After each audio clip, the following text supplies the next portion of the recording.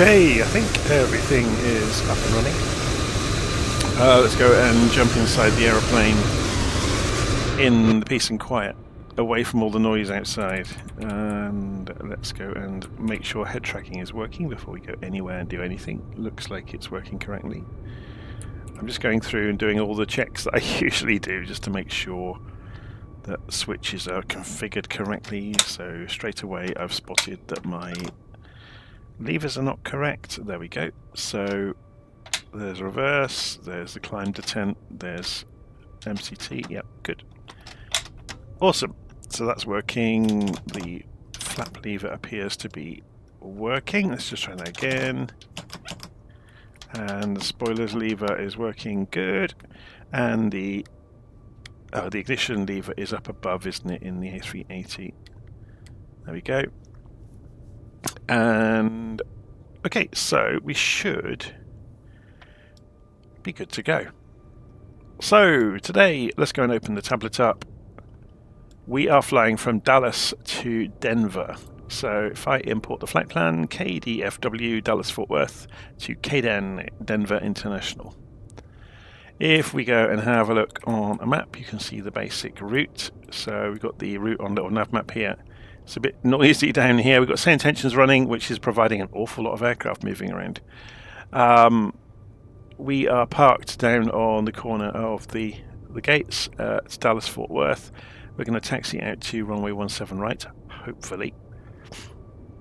And I'll excuse me in advance if I start sneezing and coughing en route. I've been pretty ill ever since I got back from Flight Sim Expo, because I sat next to somebody on the aeroplane for over 8 hours who kept coughing and sneezing and not covering their mouth or nose. So guess what? My whole family is now sick. So that's all my fault as well. Okay, so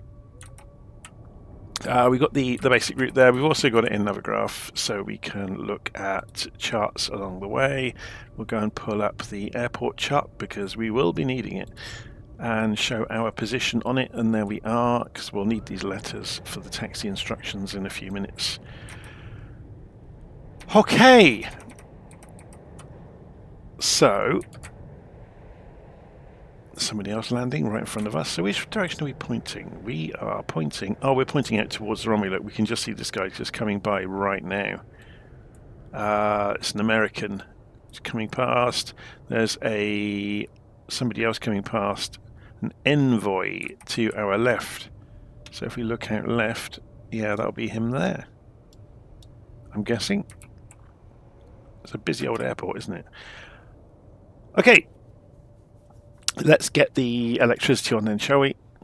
And get the show on the road. So before I get started, I am going to pull up a functional checklist on the screen alongside me to work through, which will help me remember what to do in the A380. I'll show you what I'm talking about in a few moments. So if I pull it up on the screen here as well, got a browser running already, which should be sufficient to get to Google Drive and tell it to go as me and to use my passkey, and it should let us in. There we go. So if I type A380, and I can find the appropriate document, and I can show you what I'm talking about. So this is the document I'm going to be working through. You can get a copy of it. There's a link in the notes of today's video. And it goes through how to do all sorts of things like setting up views and setting up controllers, and then goes through pre-flight. So it tells you basically what keys to press to get to default views to see things within the aeroplane, and tells you what section to look in and whereabouts in that section typically you'll find the buttons you're looking for. And it does that through every phase of getting the aeroplane ready for flight. So programming the flight without Simbrief, had programming it with Simbrief before that, doing the pushback, doing the engine start, preparing for taxi, lining up takeoff, and notes about taking off as well. So it just kind of the first few times through it can seem quite long-winded, but then once you get the hang of it, it makes it an awful lot easier. Okay, so we've got Simbrief sat there with the flight plan. That's going to be useful later. So let's start working through the checklist together. So Shift and 8 will take us overhead, and we can press the battery 1, ESS bat, bat 2 and APU bat, and we've got the external power available, so we turn both of them on.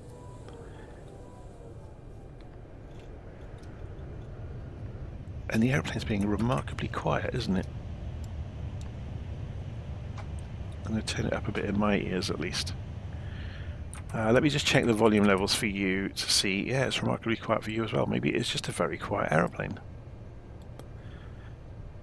So we got the power on. So then back overhead, I shouldn't really have come back straight down here. We're going to go and put the strobes to auto, nav lights to on, and the APU master switch to on. Give it a couple of seconds and then start the APU. Go and put the cruise supply on. Emergency exit light can go to armed. The no mobile sign can go to auto, and further overhead we can go and switch on ADIRS, the Air Data Inertial Reference System.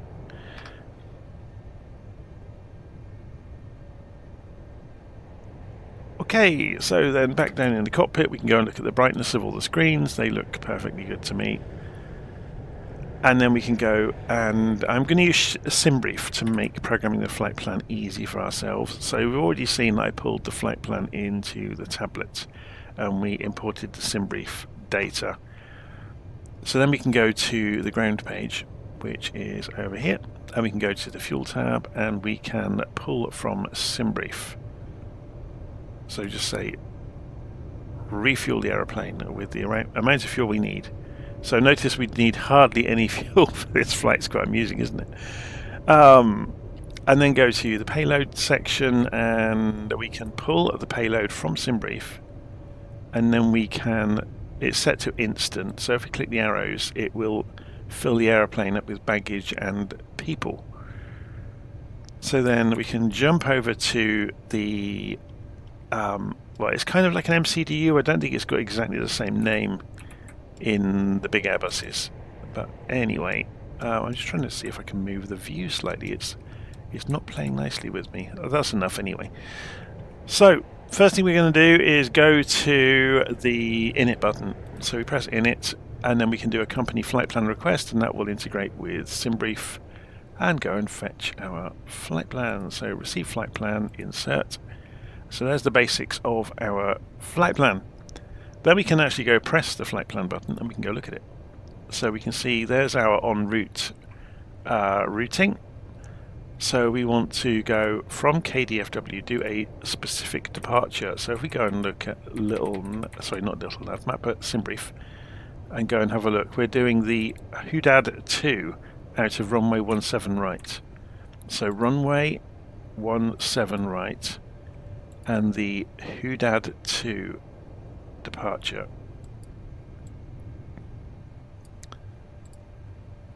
And there are no transitions, so we get press temporary flight plan and insert it into our flight plan.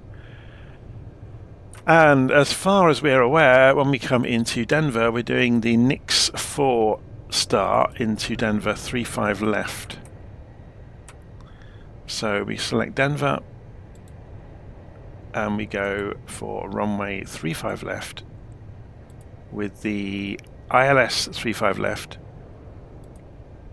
the NIX 4 star. It's the boss transition. I've already figured that out earlier. And let's just double check this on a Navigraph. Is there a transition? NIX 4. This is the Ziggy transition. There we go, and that makes it all neatly line up. So temporary flight plan, insert that into the flight plan, and that should get rid of any discontinuities.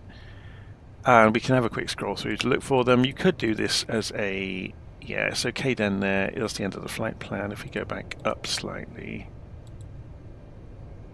yeah, that's all fine.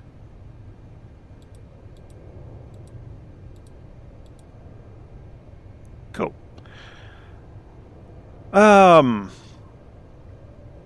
So we want to go back to the initialization page and then go to the fuel and load section, and we can go and get some of these numbers. So we want the 0 fuel weight.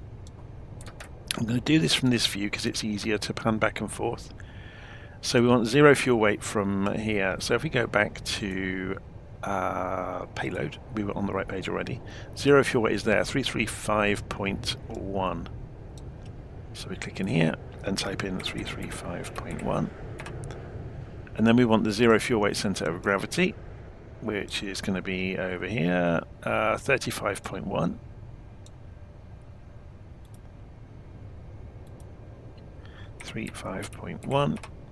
And then we want the block fuel. So if we go and have a look on the fuel page, it will give us a total fuel. If I just move up slightly, 28.9. So come in here, 28.9, and the rest of that should all be fine, so we can then return. Okay, so then we want to go and do the performance numbers. So to do these, we're going to use Simbrief. Simbrief has this really nice function. If you go into Performance and Tools and open it in a new tab, I'll just get rid of the toolbar there. We're going to say aircraft type. It's the A380 we're in, and we are at KDFW, Dallas Fort Worth. We're taking off 17 right. Somehow it already knows that. It must pick it up from the most recent flight plan, I guess. And takeoff weight. So we can go and borrow that from the payload page, can't we?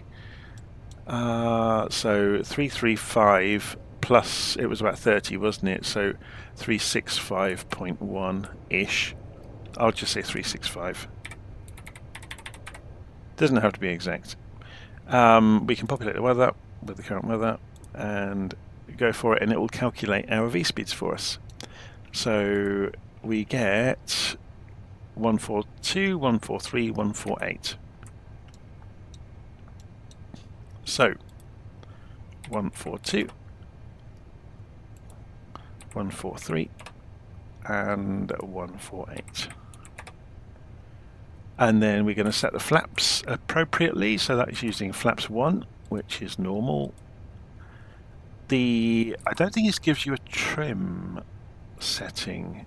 I'm just looking through quickly. No, it doesn't. It's not that accurate. So we're going to just put in 0 and see what happens. Yeah, it will just say 0.0. And that's that done. So we've got the initialization done, we've got the performance done. We can go and get our clearance, I guess. And normally you'd get the clearance first, before you go and confirm and bother putting everything into the system.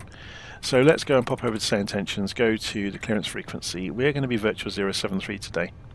Let me just double check I've done that. I can't remember what I've done. So we're just popping open the settings for SayIntentions. So we're looking at aircraft call sign. Yeah, we're virtual 073, which is fine.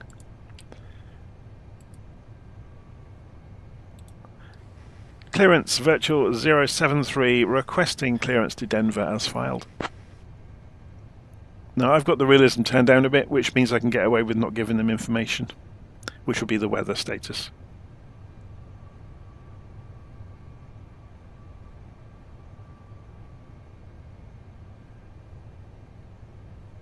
Virtual 073 Super, cleared to Denver via the Hudad 2 departure, then as filed. Climb and maintain 10,000. Expect flight level 40010 minutes after departure. Departure on 118.1, squawk 2646. Expect runway 17 right. Cleared to Denver via the Hudad 2 departure, then as filed. Climb and maintain 10,000. Expect flight level 400, 10 minutes after departure. Departure 118.1. Squawk 2646, expecting runway 17 right, virtual 073. Okay, so virtual 073 Super, readback correct, ground will be on 121.65. So we can go and put 10,000 feet on this, and we'll go and put ourselves on the radio check channel just while we're busy. Excuse me. So that's 10,000 feet ready to go. We need to go and set up the transponder. So we'll go into the serve page. On behalf of Air Norway, welcome aboard flight 224 to Denver. And the squawk number was 2646. Your boarding passes and stow your hand luggage in the overhead bins or under the seats in front of you. And we'll leave it on standby for the moment. Assistance, do not hesitate to reach out to any member of our crew. Thank you for choosing Air Norway, and we wish you a pleasant flight. So I'm just working down through my list of things to do here. So we go into the... We've done the flight plan preparation. We're going to go and set the QNH. So press comma to speedily set up the QNH for the altimeters, and then we need to go and set everything here. This is all done. We might want to put constraints on the primary navigation display. So back overhead, we're going to go and put the seatbelt signs on. So I'm trying to remember they are. Here they are. And external, obviously the APU is now up and running, so the external power can come off. Then we can go back over to the tablet, go to the services section, remove the ground power unit from the aeroplane, and we can arrange pushback. So this aeroplane does have its own pushback, which I'm not super confident will work, so I'm not going to use it. I'm going to press Alt and P, and we'll just look forwards. And while we're doing that, let's go and ask for pushback and engine start, shall we? Dallas ground, Virtual 073 requesting pushback and engine start.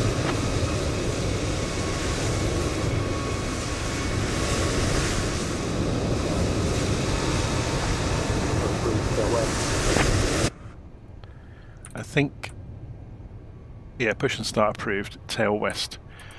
Okay, so let's have a look on... American 3028 ready to tail taxi. is to the west already, so we just push back in a straight line, basically. So, parking brake off,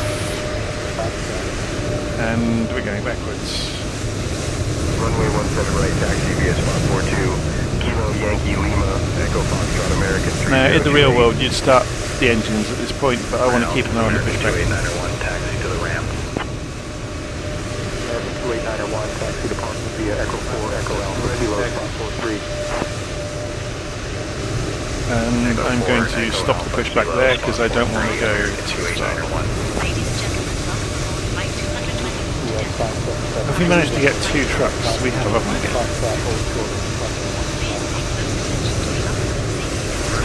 That tractor's going to keep coming, isn't it? Hold short of runway 18 right, UPS 577. Go away, you silly tractor. We don't want you. Give way to the 18380. We'll give way to the 18380. Blue Streak 544. I've seen this happen so many times in the simulator where you stop one tractor and another one comes in. There we go, we got rid of both of them there. Okay. So we have already got permission to start the engines, so we should be able to go and turn the ignition, which we've just done. We need to go and turn the fuel pumps on. Runway 17 right, taxi via spot 142, Golf Yankee Juliet Echo Foxtrot. Runway 17 right, taxi via spot 142, Golf Yankee Juliet Echo Foxtrot, Frontier Flight 1769er. And then we go and put the beacon light on, telling everybody around us we're about to start the engines. There are 4 exits on this aircraft. And we need the APU bleed on, which will divert the hot air from the APU, or the air I should say, from the APU to spin up the engines, and we can start them in banks of 2. So we'll do engines 3 and 4 first. You'll see the numbers coming up there, look, the N3 numbers. If you go and look outside, you'll see that actually happening. Thank you for your attention. Wish you a pleasant flight. Ready for pushback.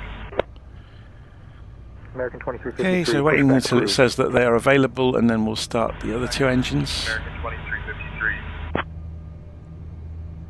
So John McGarry is saying, "Hey John, you're my mentor in SayIntentions, oh my word." You will find actually your best way of learning proper radio telephony language is to listen to the real pilots. Juliet Alpha, Bravo, Golf, Spot 118. Quebec 7, Echo Romeo, Papa. Okay, we're just coming up Echo through Sierra, 50%. It should say Juliet available Sierra, at any moment. Kilo 12, Juliet Alpha. There we Bravo, go, avail. Golf, So we can now 118, start engines American 1 and 2. 877. And you can see there we go, the N3 is coming up. American 1496, give over the 18380 on your right. We'll give way to the 18380, American 1496.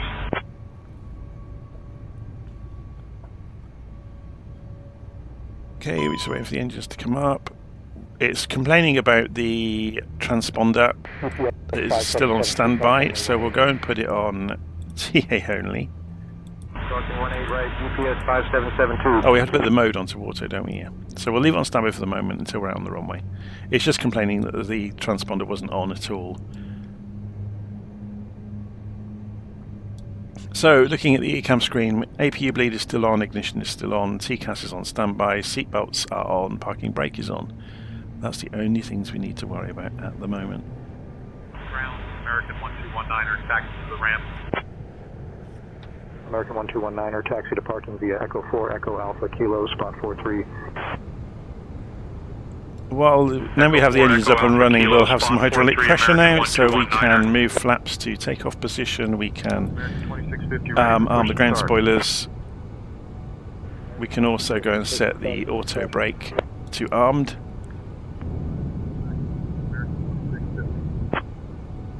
And the engines look like they are up and running, so we can go and turn off the engine starter. Oh, I've got it on a physical switch here, so engine start back to norm. APU is no longer needed, the engines will have automatically switched over with the bus transfer.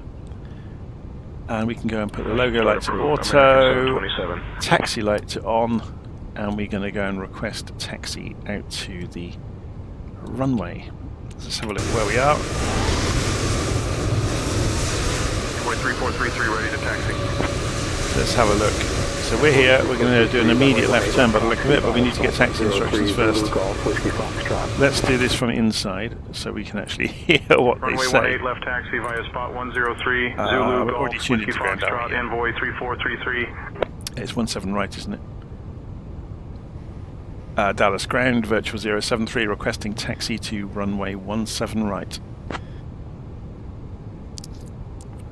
I'm guessing they're going to say Juliet and Zulu, or maybe Yankee, who knows? Virtual 073, Super, runway 17 right, taxi via spot 9 Kilo, Echo Foxtrot.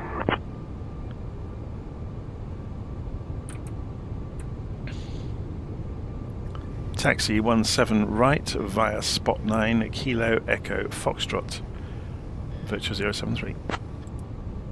Kilo Echo Foxtrot.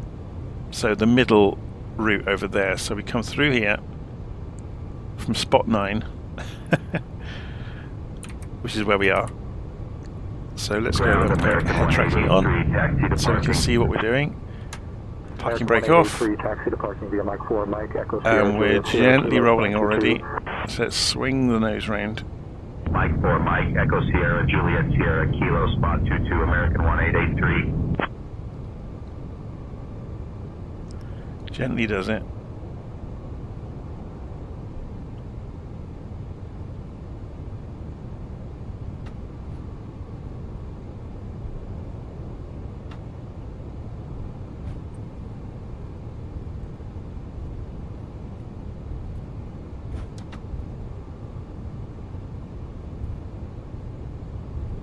We're going to have a little look at that plan again. So we're going out in a straight line. American 2650 ready to taxi. And then American 2650, runway 17 right, taxi via spot 23, Kilo, Yankee, Lima, Echo Foxtrot. Runway 17 right, taxi via spot 23, Kilo, Yankee, Lima, Echo Foxtrot, American 2650. So Kilo we want, which is the next left. And then straight line it down to the end of the runway. They obviously have 3 lanes here to queue up for the runways, don't they?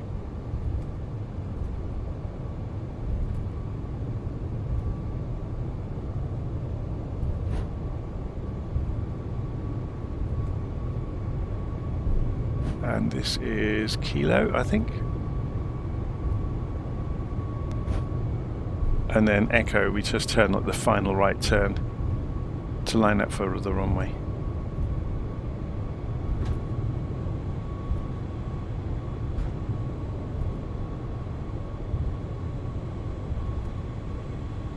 Fitting in with all the other traffic. It's a busy old airport, isn't it? Did we put the taxi light on? Yeah, we did.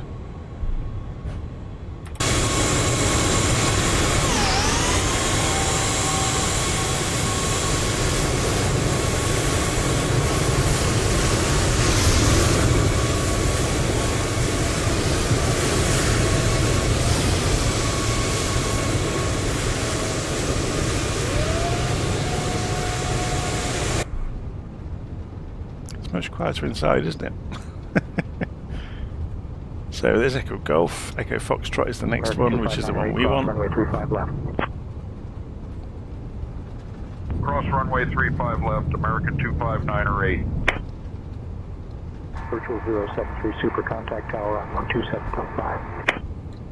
Contacting tower 127.5, virtual 073.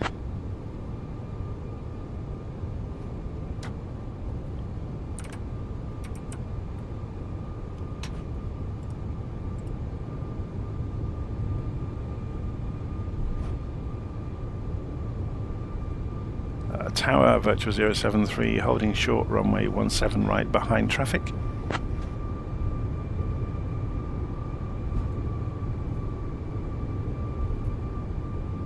Virtual 073 Super, Dallas Tower, runway 17 right, hold short, you're number 1 behind the 737. Number 1 behind the 737, virtual 073.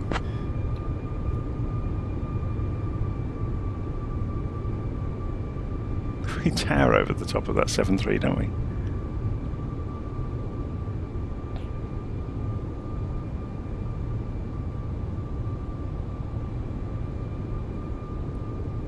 So all we have left to do is our takeoff config test, which we'll do when we've lined up and switched all the lights on.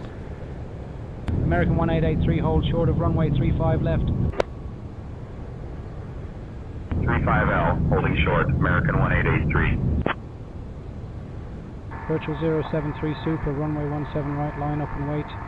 Line up and wait, runway 17 right, virtual 073 Super. It's interesting that they call us Super. Well, obviously we're super heavy. I wonder what the airline that is over the other side of the airfield. It's going to be freight, isn't it? Is it UPS with the blue logo? Approaching runway 17 right. Okay, so while we're rolling out, the lights can go on. Virtual 073 Super, runway 17 right, winds 120 fly runway heading, cleared for takeoff. Fiddliest click spot in the universe. Cleared for takeoff, 073 heavy. On runway Or Super as they called it. 7 So right, we'll go and put this on 13,300 TAR right now. 300 feet. To ground, Skywest. Just double checking everything before we go. So lights are American on. 1394, winds 120 Nav lights on, beacon lights on, landing lights on, land. nose lights to take off, seatbelts are on auto, everything else is looking fine. United 463, contact We just need to departure. do the takeoff config test, which is down here.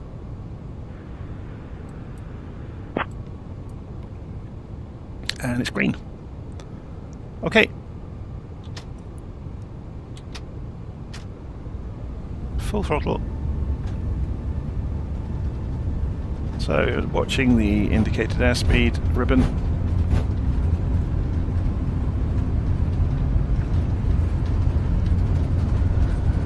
American 1883, hold short of runway 35 left. Well, it accelerates quickly, doesn't it? But we're almost empty, remember. 35 left, American 1883. Gear up.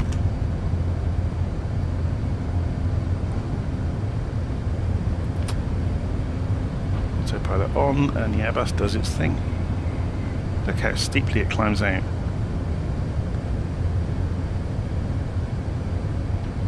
So we leave the flaps down for the moment.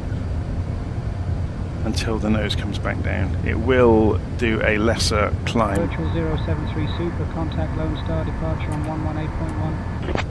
Contacting Lone Star departure 118.1, virtual 073. Good day. Lone Star departure, virtual 073, departing runway 17 right.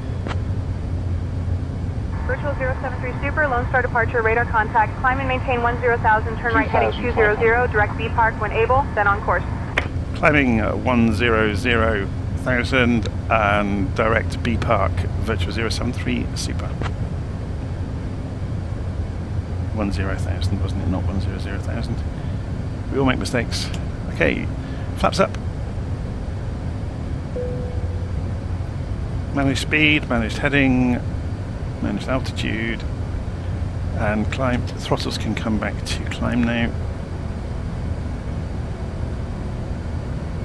We don't need the ground spoilers anymore.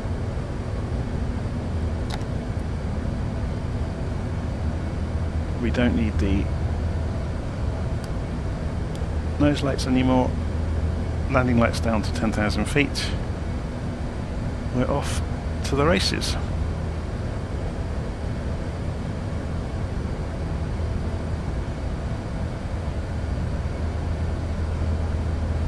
And we'll switch the page on this to something showing the journey. Super, climb and maintain flight level 240.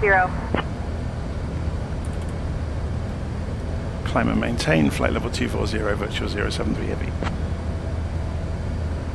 Now, they said that without saying via the procedure, so we're going to go open climb. So I pulled the altitude knob. So it's going to go straight for 24,000 feet now. It will stay at 240 knots until it gets through 10,000 feet, then it will accelerate. Now we're in the US, so oh my word, my brain's gone today. I really am on like 50% brain power. The transition altitude is 18,000 feet. Departure Envoy 3433, 2000 for 4,000. Let's have a look outside. Envoy 3433, Lone Star departure, climb and maintain 9,000. Envoy 3433. Departure American 3028, 2000 for 4,000. So, Lone Star departure, climb and maintain the main 11, reason for 1,000. being in the airplane this evening is to refresh my memory, because obviously we all know the Inibuilds A380 is coming. And it's probably going to be a different version of the A380, I would imagine. So it's going to be interesting. Lone Star approach, roger. United 463, contact Fort Worth Center on 126.725. So we just come through 10,000 feet. 126.725. So landing lights off. United 463, good day. So you'll notice that the climb rate has dropped because the airplane's accelerating. It will favour target airspeed. Our cabin service will begin shortly. Thank you for your attention, and we hope you enjoy your flight with Air. Envoy 3433, Lone Star approach, roger. Envoy 3433, contact Fort Worth Center on 135.75. 135.75, Envoy 3433. Departure American 2353, 2000 for 4,000. Virtual 073 Super, climb and maintain flight level 280. Climbing flight level 280, virtual 073 Super. American 3028, contact Austin departure on 119.0. On to 119.0. So let's American increase the range on the 3028, navigation display now so we can see what's coming out in front of us. So top of climb about 50 miles out, based on the current altitude target. And the airplane's pretty much flying itself. You can see there's the profile of the climb.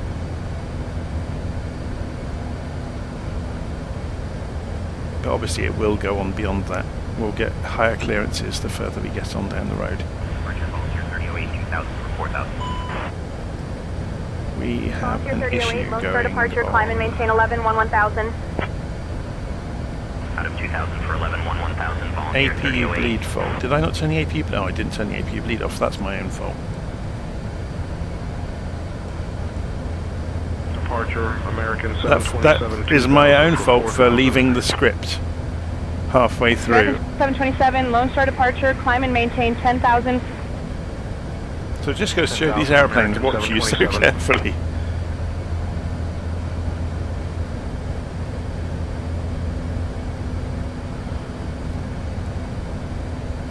Okay, so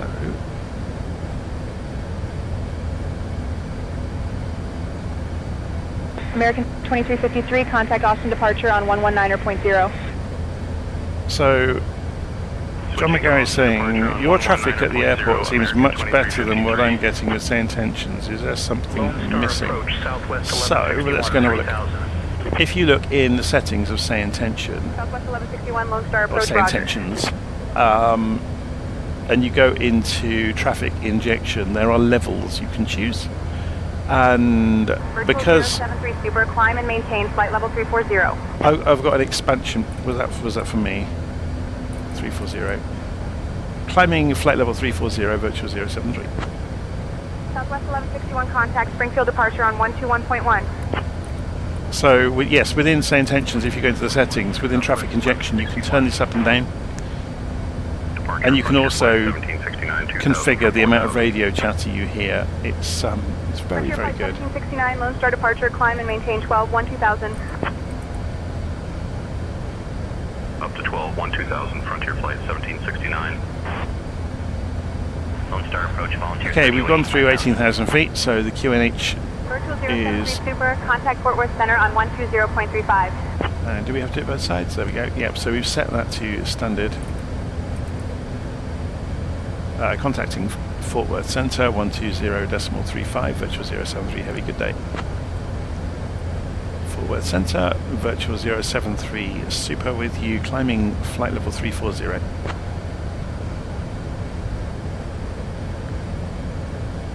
Virtual 073, super, Fort Worth Center, good evening. What? Just out of interest, let's go and have a look at Simbrief flight plan, and it was in here, wasn't it? So 40,000 feet will be our eventual altitude, and we are going straight for it. So they'll give us the final few thousand feet clearance in a few minutes, I would imagine. So we're looking at about 60 miles out to get to flight level 340. We're at 20,000 feet at the moment. Let's have a look outside. It is a monster, isn't it? Imagine how much fuel it can hold in those wings. Fort Worth Center, Blue Streak, 5449, 17,000. Obviously 2 entire decks of passengers Blue as Streak, well. 5449, Fort Worth Center, roger.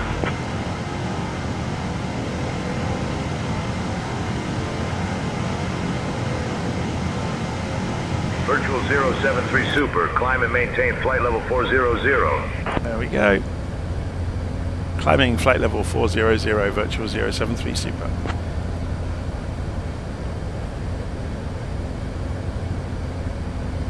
So if we go and increase the range on the navigation display, we can see more of the route. And there's the destination, Denver.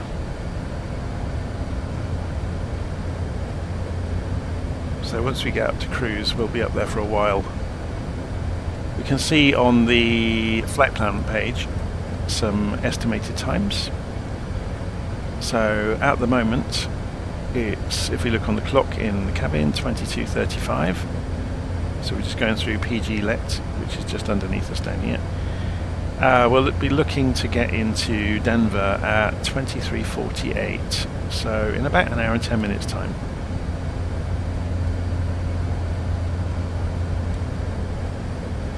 Should be good. Yeah, there's all sorts of features hidden away in SayIntentions that are not obvious. So if you go and have a look, and I'm going to have to be careful what I show you, because I've got some features which are still in testing, which I don't think I'm allowed to show, but I can show you some of the other bits and pieces. So general, you've got obviously your name, and the bits I really want to show you though are further in. So controls, call sign, obviously you can set your call sign however you want. Let's make this full size so I can show you this. Intercom, and that's all handled over here now. It's slightly different than it used to be. Traffic injection, so that obviously is handling the traffic injection. Realism, here we go. Auto-tune frequencies. I've got a lot of this turned off, so you have to go and do things yourself. Lock runway assigned to Simbrief. If checked, ATC will always assign the departure and arrival runway that you filled in Simbrief. So that's not realistic. Yeah, so in the real world you would turn that off. I've just turned it on for simplicity, so I don't have to go and reprogram too much on the fly. Strict runway enforcement. So if it's on, I've got it on, ATC will allow you to request other runways, but only if they are in line with the current operational direction of the airport. Handoffs. So you can basically configure enormously how it behaves, including things like CPDLC, which is the controller pilot data link, I think, communication, which allows you to have text messages between ground and the aeroplane rather than talking. American 3028, Fort Worth Center, roger. The cabin crew is really cool now. So I've got in the cabin today, Amanda is my co-pilot, Astrid is cabin crew, and Sarah is tour guide. Oh, you can also switch off the automatic tour guide where she chips in every now and again. So I've got that turned off. So Sarah will only talk to us if we talk to her. 1483, flight level 260. Cabin crew as well. So obviously you heard them doing the briefings, but you can choose from lots of them now. Yeah, so you've got all these different people. So you can see obviously here's Astrid, and you get little AI previews of them, and you can listen to their voices. It's very cool. There's a really nice video on YouTube with both the cabin crew and the co-pilots introducing themselves as a team. It's really, really nicely done. It's actually made me quite emotional watching it. It's very cool. So we're still climbing. Let's bring the range down a bit. Fort Worth Center, American 2519, 18,000. So looking about 40 miles until we get to 40,000 feet. American 2519, Fort Worth Center, roger.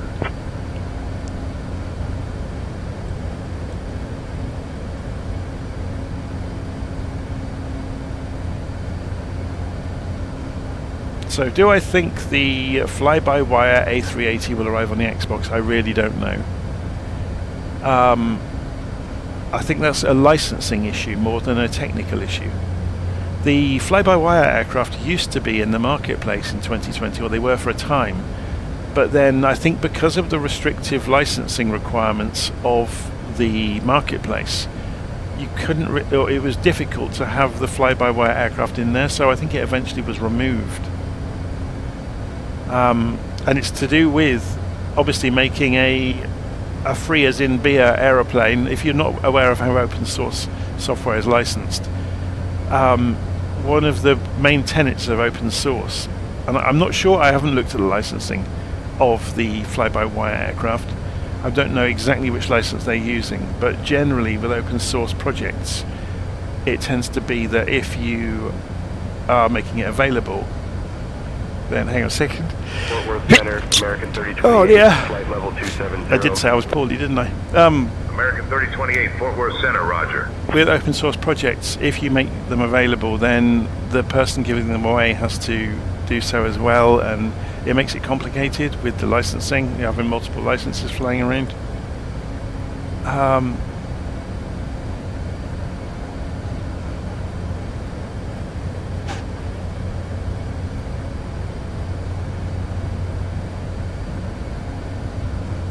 But yeah, so I guess your best hope for the Xbox and PlayStation is going to be the Inibuilds A380 that will be coming very soon. It was shown at the during the keynotes of Flight Sim Expo last weekend. It looked really good. Frontier Flight 1769, 18,000.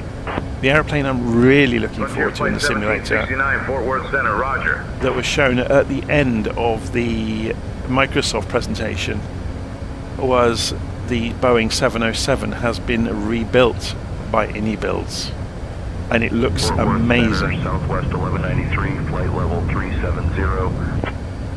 So yeah, we're finally going to get a decent Southwest 707. 1193, Fort Worth Center, roger.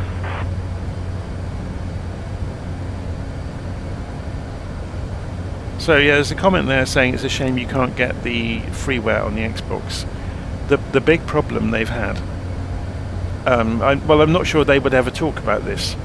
On the PC version of Flight Simulator, certainly in 2020, piracy was absolutely rife, to the point that it almost made it impossible to develop for, because if anything was released, it was available for free download from various places around the internet immediately, which meant the developers were basically just throwing money down the toilet, or throwing their effort down the toilet, I should say. As far as I understand, I think the 2024 aircraft are a bit more difficult to rip off, as it were. But it's still a shame that it's still so ripe, in the community, and nobody talks about it, and it's a shame. But yeah, there's still an awful lot of piracy going on with scenery and aircraft, and it's a shame, a real shame. I think if I was a scenery if I was considering developing my own scenery or aircraft, I would think twice about it. I find it kind of stunning that the simulator hasn't built in some sort of registry using public key cryptography to, so it requires an internet connection to use an aeroplane, and it validates that yes, you own that aeroplane. It would be quite straightforward to develop, and they just have never done it. And I know there's a whole contingent that will say, don't you dare ever do that, because I want my simulator to run with no internet connection. But then Flight Simulator requires an internet connection for the scenery anyway, so I don't see why they can't have some sort of licensing registry baked in for everyone to use. But they'd have to let everyone use it for free, because then everybody can use it, including the open source aircraft. Yeah, anyway. If I worked at a SOPO, that's what I would be asking to go to the top of the backlog, would be an aircraft licensing registry for everybody to use.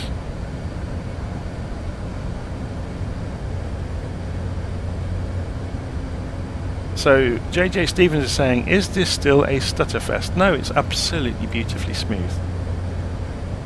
Well, it is on my hardware, but then I've got monstrous hardware for running the simulator on. So I'm not sure what the story would be on your mileage may vary with other hardware. What's going on with the speed? The wind just changed. I'm just watching the throttles changing there. We are now cruising at a comfortable altitude. The cabin crew will begin the snack and beverage service shortly. We invite you to enjoy our signature Norwegian salmon sandwiches. Let me go and check the volume levels while that's being announced. After the service, selected items you can hear them next to me, can't you? Will be available for you to Cool. browse. Thank you for flying with us, and we hope you enjoy your journey.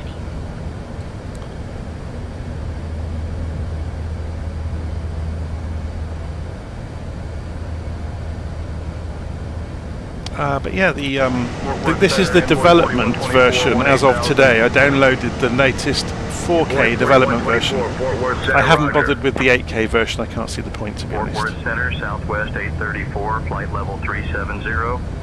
I know some people obsess with putting their nose 1 inch from the screw heads on the back of the aeroplane or something and complaining if they can see any pixels. I'm more interested that the systems work as they should. Or that they are reliable and you can rely upon them and they are logical. If that is all true, then yeah, I don't mind how it looks, really, as long as it looks fairly decent. If it works well, I think that's worth more than it looking like a photograph. Fort Worth Center, United 1964, flight level 340. So we're just coming through Hudad, which is the end of the star, as far as I'm aware. Let's go and have a look on Navigraph. So if we open up the Hudad 2 star, we should find ourselves just coming up to the end of it. There we go, look. So after leaving Hudad behind, so we can close that chart. Flight level 350. We're heading off towards Denver. Should we have a look and see what the weather's like? So we want the weather at flight level 400. can't remember. Yeah. So there's nothing. Center, Volunteer 3008, flight level 270. And on the way down, if we pull Volunteer 3008, Fort Worth Center, roger. There's nothing around. Fort Worth Center, Very good. Alaska 439, flight level 340. So according to that, if we were to look out over that way, we might see, yeah, there's that little bit of cloud out there, look, that was showing up on the radar. The high altitude cloud. And we're just making the turn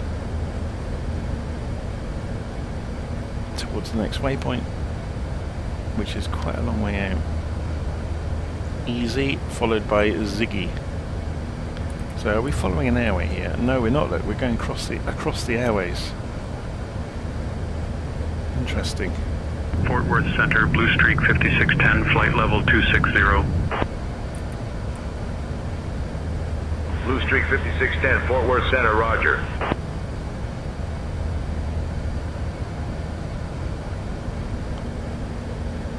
Okay. So, I haven't really spoken on live streams or anything yet too much about the Flight Sim Expo. So I flew over on Thursday last week to Minneapolis and went to my first Flight Sim Expo. Fort Worth Center, roger. And it was amazing. Fort Worth Center, Envoy 3439, flight level 290. I think the biggest shock for me was that people knew who I was. So I wasn't expecting that at all. Roger. And I don't think I'll ever get used to it. So even the likes of Jorg and Sebastian from Microsoft and Asobo knew who I was, which was really weird. 1483, flight level 340. I did go and bend Sebastian's ear about United 1483, Fort Worth Center, multiplayer roger. data. I don't know if you've ever noticed, there's no public API that outputs the multiplayer aircraft positions to external tools. So you can't see them, for example, in LittleNavMap. So yeah, I asked Sebastian if we can have that, and he put it on the backlog while I was talking to him. What was the other thing I asked for? There was something else. Oh, when you're setting the sim up, quite often, if I'm doing a live stream, I have to go through and turn things on and off. So say I'm using SayIntentions, flight level 230. I'll need to go and turn off the built-in 3696, Fort Worth Center, roger. The built-in aircraft. So, you know, so that only the aircraft from SayIntentions show up. So there's various bits and pieces I have to do like that if I'm going to go live streaming. And I asked Sebastian if we can have named saved sets of settings for the simulator. So in the way it saves a profile at the moment for your Xbox user, it would be good if you could have multiples of them and name them. So you could say I've got Flight Sim set up for streaming, or I've got it set up for SayIntentions, and so on and so forth, instead of having to go through 4 or 5 menus ticking things on and off. But yeah, that was and I let them get on with their day then and stopped harassing them after that. But I spent most of my time at the expo just wandering the floor, looking at all the new cool toys that are coming out. There's some amazing stuff. And obviously spoke to the guys with SayIntentions.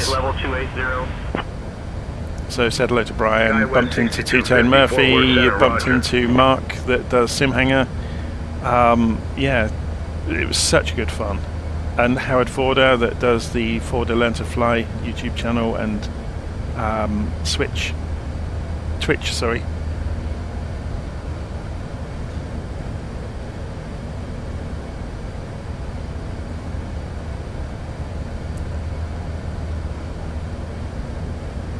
Yeah, it was great fun.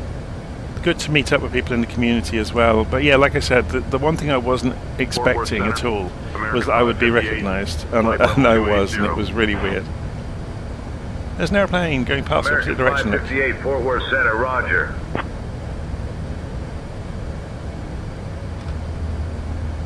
Should we have a look on the radar, see who they were? Did I put my TCAS onto TARA? I don't think I did. Oh, I did. Good. Fort Worth Center, American 2416, flight level 200. American 2416, Fort Worth Center, roger.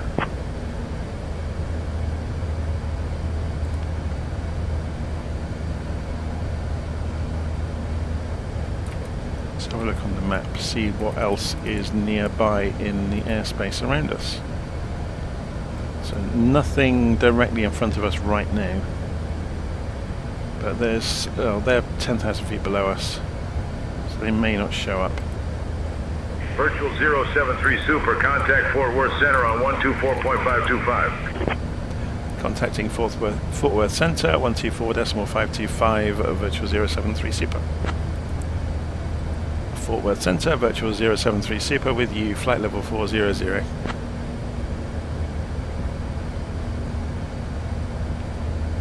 Virtual 073 Super, Fort Worth Center, good evening. So we just passed through a sector by the sounds of it. If we go and have a look on here and turn sectors on,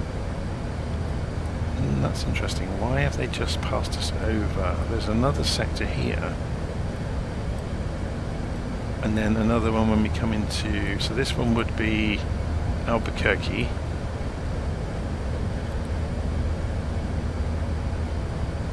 I think it's just different controllers within the same sector. They're handing off between each other.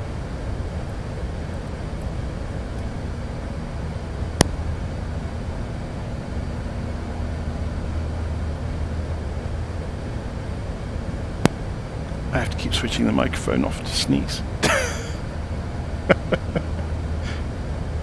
Hopefully that doesn't happen on approach. We've got an invisible Amanda with us today. Should we ask how she is? Hi Amanda, how are you doing? I'm doing well, Jonathan. Thanks for asking. You're looking invisible today. I don't think this airplane has a model for you.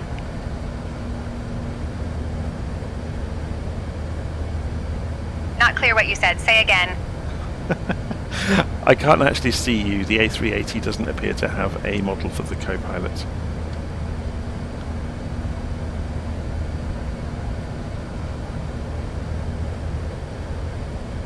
Yeah, some models don't show the co-pilot. Let's focus on the flight captain. She's very businesslike, isn't she? Unlike the cabin crew, who you can have a laugh with.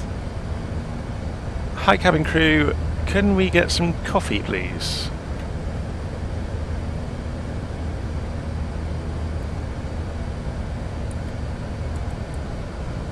Hi Captain Jonathan, would you like anything to drink or a small snack while we cruise?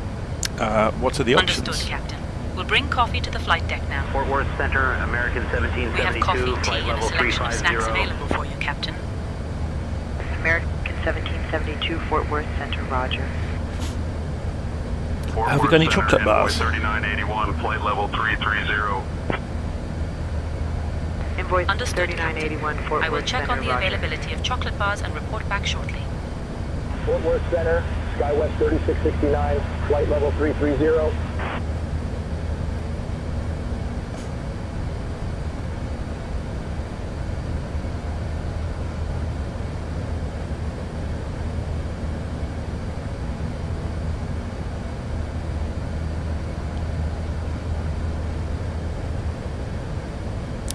So, were there any new hardware offerings that stood out at the Flight Sim Expo?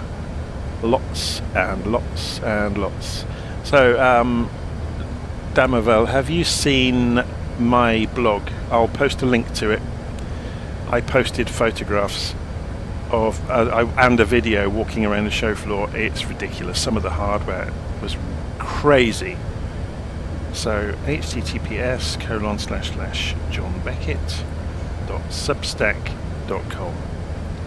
If you go and visit that, and you can subscribe by email, you'll get all of my videos that go out. You'll get emailed to you, so you don't ever miss anything.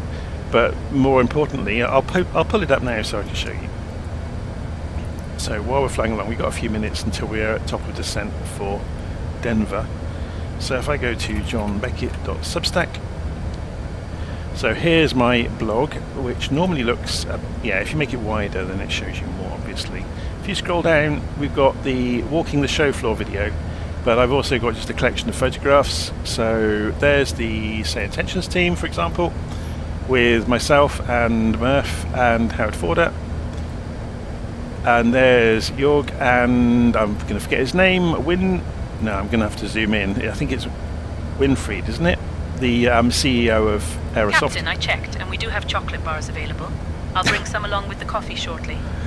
There's the backroom staff for SayIntentions that worked like Trojans all weekend. They were amazing. There's Mark from SimHanger.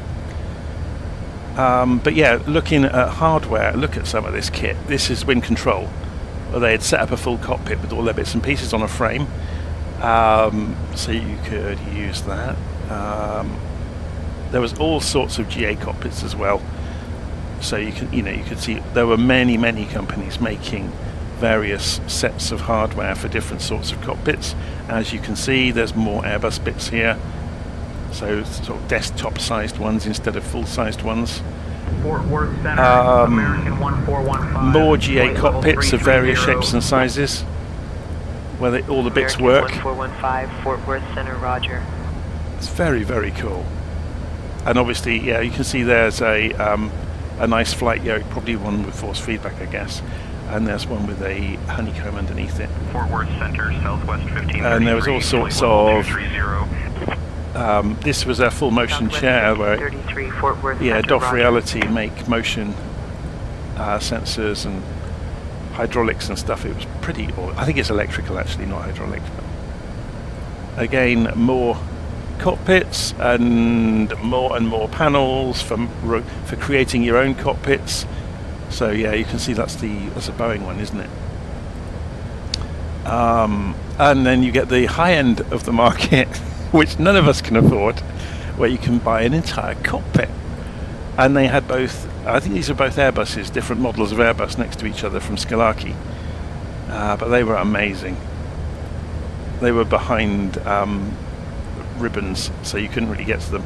There was obviously big chunks of Boeing cockpit that you could buy and integrate. So all of this was all powered, so the flywheels spun and things like that. So it worked, properly. More and more of this kind of stuff, so you could recreate entire cockpits. This was on screens. It's not immediately obvious. That's on touchscreens.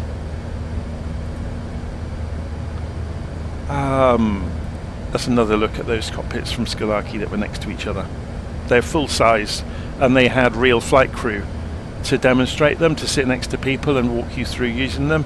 So obviously the feel of these was exactly the same as the real thing. So it could be used, for proper training. Because that's what Skolaki actually do. But yeah, it was brilliant fun. Lots and lots of toys. I didn't actually buy anything while I was there, other than food and drink.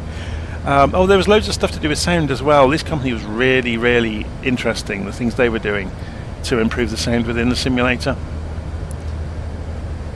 So yeah, that gives you kind of an idea of just me walking the floor very quickly, taking a few photographs along the way. But there is actually a video here as well. I won't play it now, but you can go play that. It's on the blog, of just walking the floor slowly. So yeah, hopefully that's of interest to you. Okay, so that's the blog. There's if you look at the blog, you won't see a dashboard link at the top. You'll see a subscribe link, and you can put your email address in, and that means I'll get an email. I'll send you an email whenever I post. So anytime I do a video, immediately afterwards, I do a blog post with the with the embedded video. Albuquerque Center, United 489, flight level 350. And I don't tend to abuse the privilege of being able to send those emails out. I won't send spammy rubbish. You'll only ever get the content I'm sending out. Or occasionally, I'll go show you this. Occasionally I do paid for articles about things. So if we go and look at Substack, you will see the option when you subscribe that you can join with a membership level. I keep it as low as I possibly can, but it gets you things like this article about Cat 1, 2 and 3, which goes into ridiculous depth about what it all means. Or things like the history of a given aeroplane. Now and again I'll write up a huge long article, a long form article about a given thing that's of interest to me. I haven't done one for a little while, I need to get back to it. But there we go, look. So Cessna 172, a real look back at the development of it and how they get built, where they're built, the legacy and all that kind of thing. What else have we got here? Airspaces. describing airspaces, because I wanted to learn about it. So by learning about it, I just shared what I'd learned. So wrote a massive article about it. So anyway, there you go. So if you get a paid membership to the blog, then you get access to those long form articles where I've spent hours and hours writing about things. Okay, I'll stop the advertising reel now.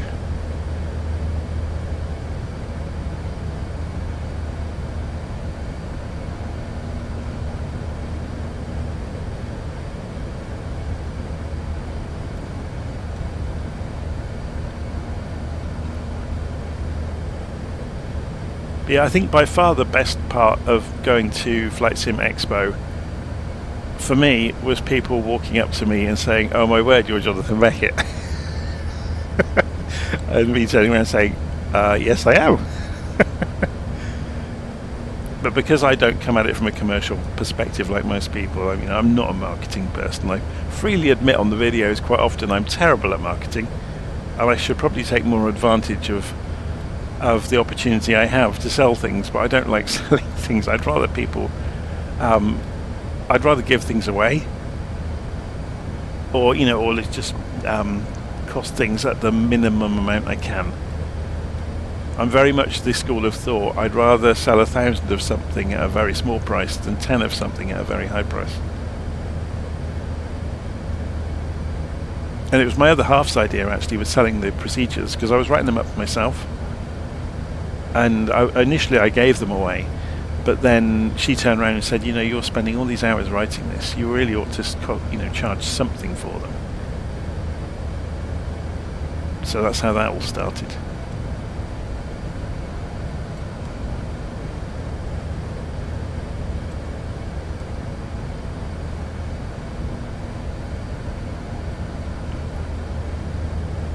I think people think that those of us that are, you might call us content creators or people who have YouTube channels, and you think, oh, we're given all these freebies. We're really not. I have been given freebies in the past, but they actually cause something of a headache because you have to pay the tax on the freebie. So it's not free. Because obviously YouTube has monetized my channel, it means if somebody gives me something free to advertise on the channel and I'm making money off the back of it, then I have to pay the tax on the thing I've been given, which is a bit of a pain, really. So I'd rather actually, and to be honest, I'd rather support developers. 073 Super, contact Albuquerque Center on 132.125. Contacting Albuquerque Center 132.125, virtual 073 Super. Albuquerque Center, virtual 073 Super with you, flight level 400. Virtual 073 Super, Albuquerque Center, good evening. So let's go and review the approach. So it begins at Ziggy. And where is our top of descent being marked in? Nano. Okay, so that's where we'll be looking to begin our descent. I'm going to go and pull up the arrival, the standard terminal arrival route. I want to see if there's any constraints along the way. So yeah, there are a few, look. So we're beginning to descend at Nano. We'll be using managed mode, so it should hit the constraints automatically.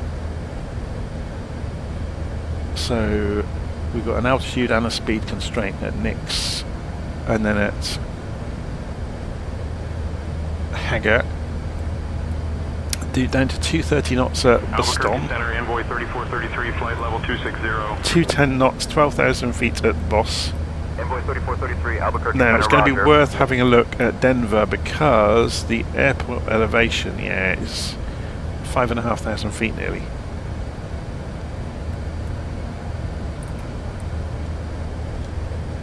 Does this want us to put in the destination data? Performance. Descent, approach, here we go. So let's go and put in Denver information before we get there. Open airport, weather, wind 40 degrees, 8 knots. So 40.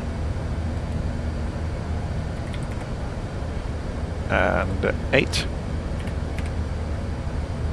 And the outside air temperature on the ground in Denver is 30 centigrade. My word, it's a hot day. Well, hot for me, not for anybody that's used to those sort of temperatures. QNH on the ground is 1014. And the minima for the approach, let's go and have a look. If we've got radio, which we have, 115. Obviously you can't put both in. You either choose your altitude above the ground, which is the radio reading, or your altitude above sea level, which would be the 4,000 and something, or 5,000 and something. Transition levels 180, that's correct. There we go. You're looking at full flaps for approach. Or for arrival, I should say. No, approach. Like I said, I'm not very well today, so this is a struggle.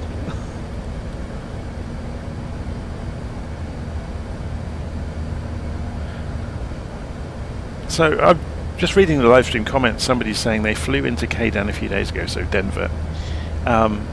I've only ever flown in here in the simulator a couple of times. I've flown in there once in the real world. When I was very young, we visited my family, who at the time lived out on Lake Powell, or near Lake Powell, a little place called Bullfrog. And we flew from Dallas to Denver as part of that route. That's kind of what gave me the idea this evening while I was scratching around thinking, where shall I fly? Expect the next for arrival, Ziggy transition. Plan for descent in maybe 20 minutes. Expecting the Nix for arrival with a Ziggy transition, Virtual 073 Heavy.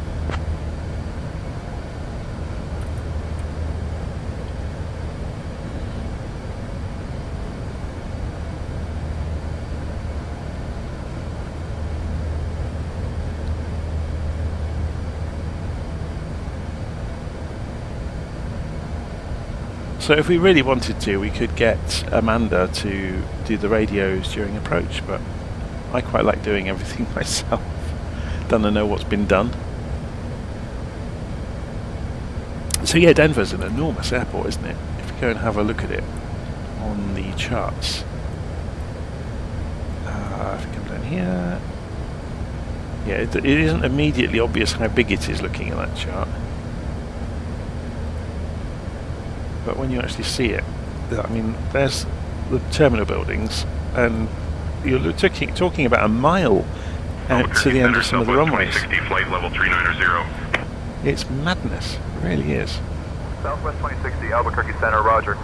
6 runways.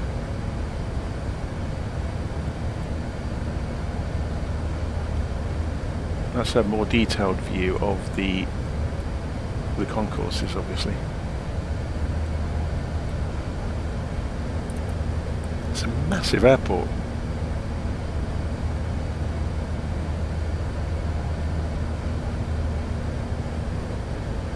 Does anyone else fly routes in Flight Sim before you actually fly it in an airline?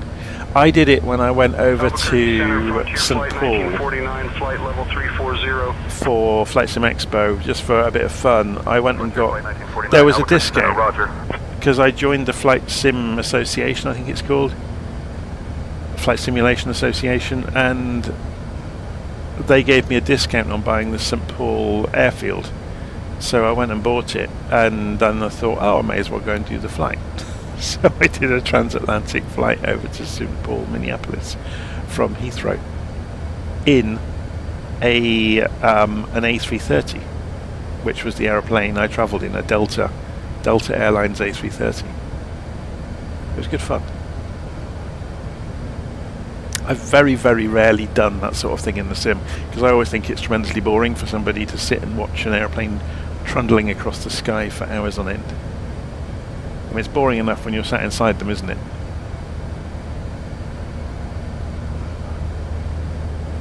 In the past, I have done, back in the old X-Plane in 11 days, I did a flight from Heathrow to San Francisco. This is back before we had SayIntentions or anything clever like that. And it literally was just me up in the sky on my own. It was good fun, but the simulator started to crash. X-Plane, older versions of X-Plane used to have this horrible thing, and I think they maybe still do it, where the Lua scripting would start to kill the simulator after several hours. So I came in over the San Francisco Bay in this 747, and I essentially had to fly it completely by hand and visually because all of the avionics had packed up, because the Lua scripting had crashed and taken out all of the instruments. So I was literally just trying to figure it out as I went and timing things to figure out how fast I was.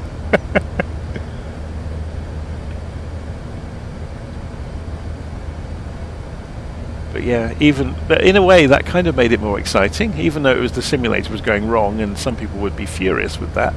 That made more of a challenge. It was like, okay, how can I survive this?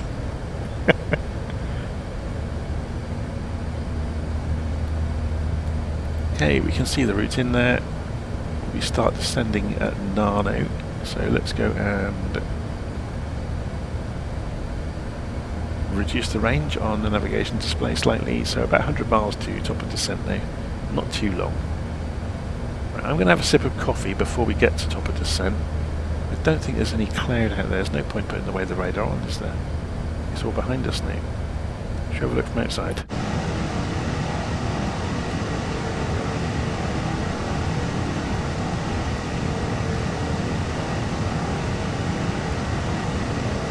It does look good, doesn't it? Obviously I haven't gone and downloaded a decent livery for it, but I've never really been particularly fussed about making the airplanes have the right livery. Like I said earlier, I'm more fussed that the airplane works than looks good.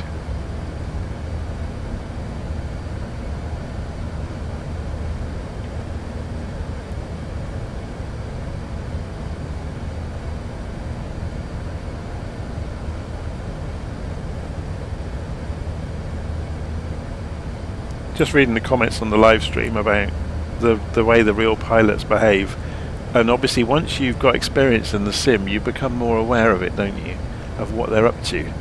So like when they're riding the spoilers all the way down from altitude, and you know they're either trying to make time up or they're trying to save some money, so they're staying at altitude and at speed as long as they can. Either that or the wind has changed on the way from the predictions. So obviously, you know, if the wind turns and it's behind you, you're going to be riding the spoilers all the way in to try and hit the same altitude targets. So we got the same question again in the live stream, asking if this is still heavy on the PC. It seems remarkably good to me. It's nice and smooth.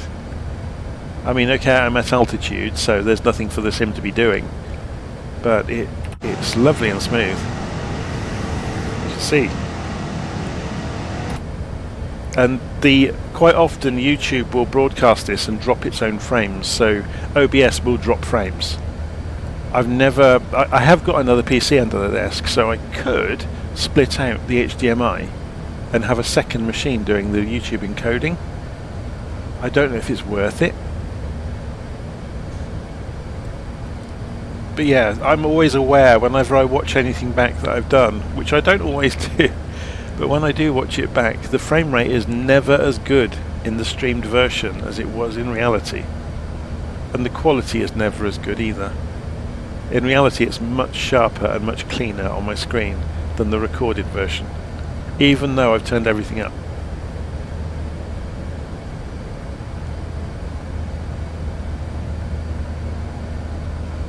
I think no matter what you do, OBS compresses it using various algorithms. Or I think it's called the ingester at Albuquerque YouTube Center, compresses Delta it as well. Flight level 350. Delta 1109, Albuquerque Center, roger.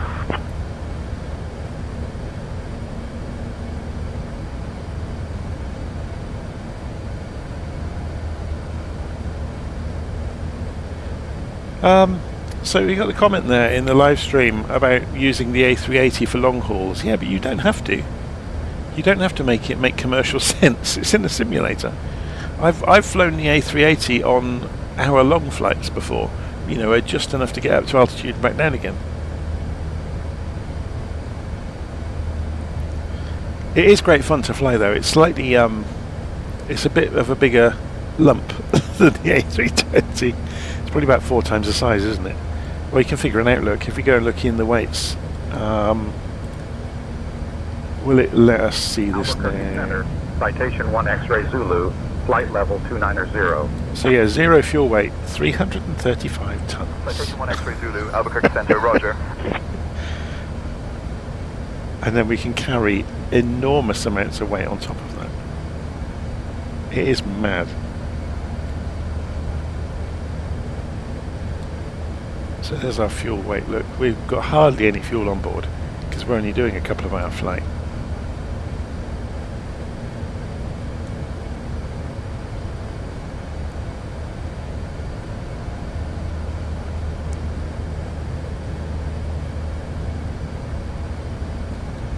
And that tonnage is empty. Once you fill it up, if you were to fill it up completely with fuel and passengers and cargo, you're looking at probably 500 tons coming off the runway, which is insanity to me.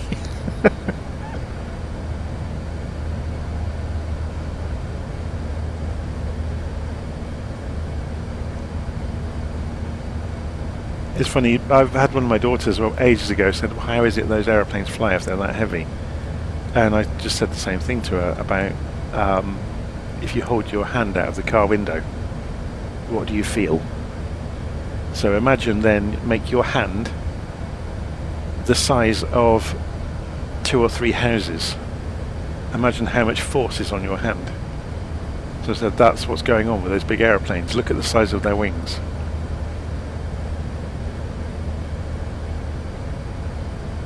Colossal amount of airflow. Obviously airflow or air is a fluid, so we're not in a vacuum up here, we're moving through a fluid the entire time. Okay, we can't see it, well we can when there are clouds in it, but Albuquerque Center, Gulfstream 8 Alpha Uniform, flight level 200. Gulfstream 8 Alpha Uniform, Albuquerque Center, roger.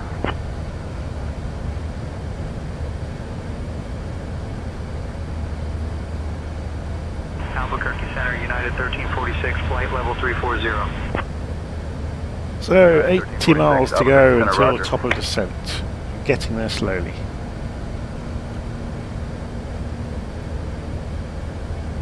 Cruising at 260 knots indicated, which translates to Mach 0.85. Ground speed is 484 knots.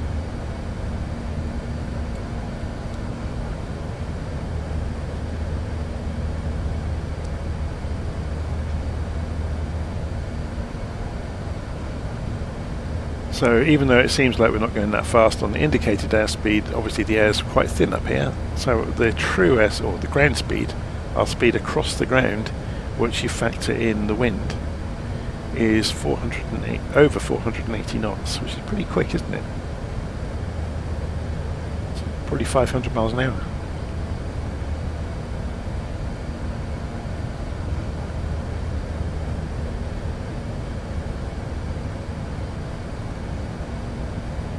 There's a lovely comment in the live stream, anybody that hasn't seen it. So it says, when Boeing rolled out the 247 in 1933, one of their engineers said that there would never be a bigger aeroplane built. Well, that's progress, isn't it? When the Victorians were busy building steam engines, they were worried that if a human body went faster than about, I think it was 40 miles an hour, they thought it would disintegrate. They thought the air pressure would rip our bodies to pieces and damage them from going at that speed. Quite where they got the evidence for those claims, I'll never know. That was for much the same reason when motor cars first became semi-popular. People had to walk in front of them with a red flag. Which meant they couldn't travel anywhere at any speed whatsoever.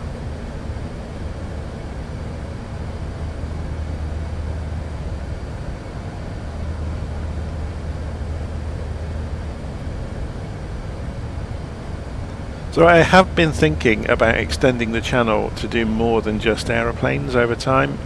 there are several really good spaceflight simulators around, one of which does a very accurate copy of the early space missions, so Mercury and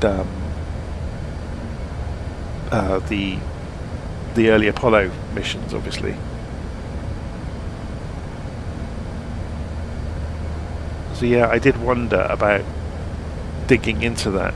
So I don't know if it would be a bit too kind of down a rabbit hole though, and I don't know how many people would be interested in accurately simulating the Apollo missions, or even the training for the Apollo missions to go, you know, to do the low Earth orbit stuff with the Agena capsules or anything like that. Virtual 073 Super. Contact Albuquerque Center on 128.225. Contacting Albuquerque Center 128.225 Virtual 073 Super. Albuquerque Center Virtual 073 Super with you at flight level 400.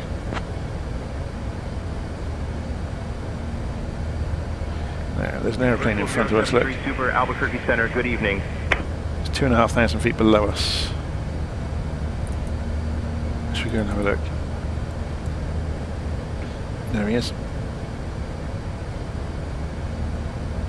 It's that one.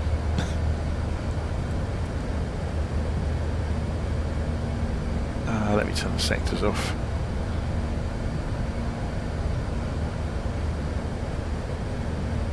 Why is he doing a sudden turn? That's a bit strange.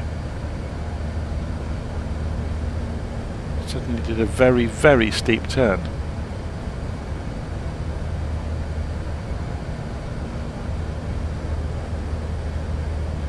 SWA, is that southwest?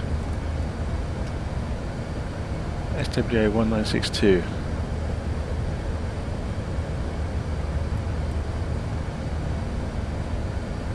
Should we report it over the radio and see what happens? We're talking to Albuquerque, aren't we? We saw it was SWA 1962. Albuquerque Center, Virtual 073, we would like to report some unusual behaviour in the sky in front of us. Aircraft SWA 1962 performed a very steep turn. Virtual 073 Super, contact Denver Center on 132.225.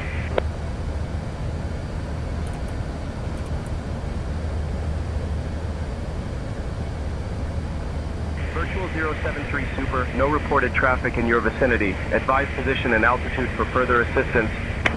Okay, we don't need to do that. Denver Center, United 470, flight level 290. Contacting Denver Center 132.225, Virtual 073. Okay, this should be all the way in now on Denver Center. Denver Center, Virtual 073 with you, flight level 400.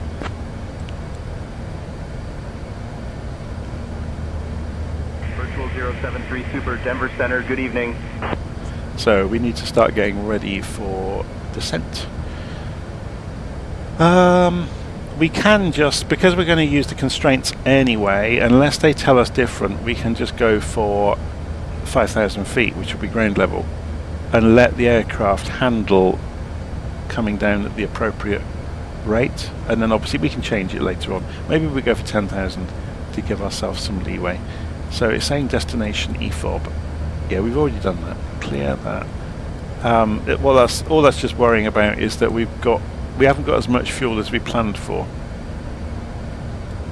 You can get to that in here somewhere, and I can never remember where. The EFOB number is hidden away in here.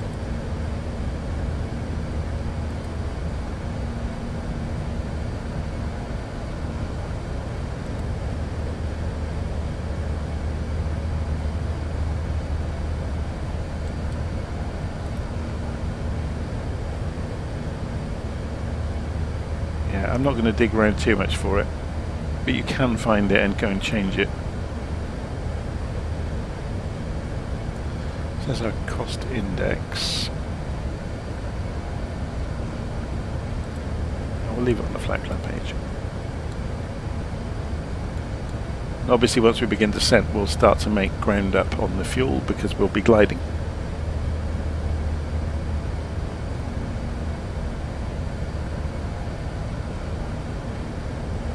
Okay, time to get comfortable and get the controls in the right places and have a sneezing fit.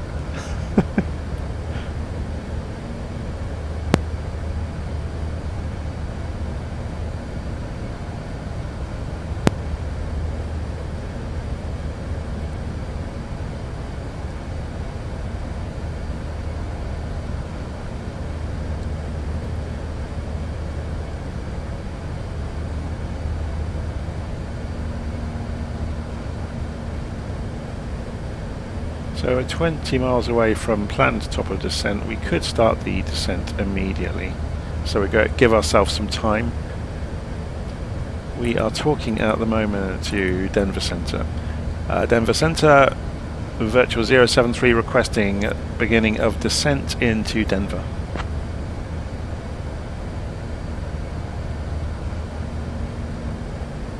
Virtual 073 Super, descend via Nix 4 to 11000, Ziggy transition into Denver, altimeter 299er5. Descend 11000 on the planned arrival into Denver, Virtual 073, copy the QNH.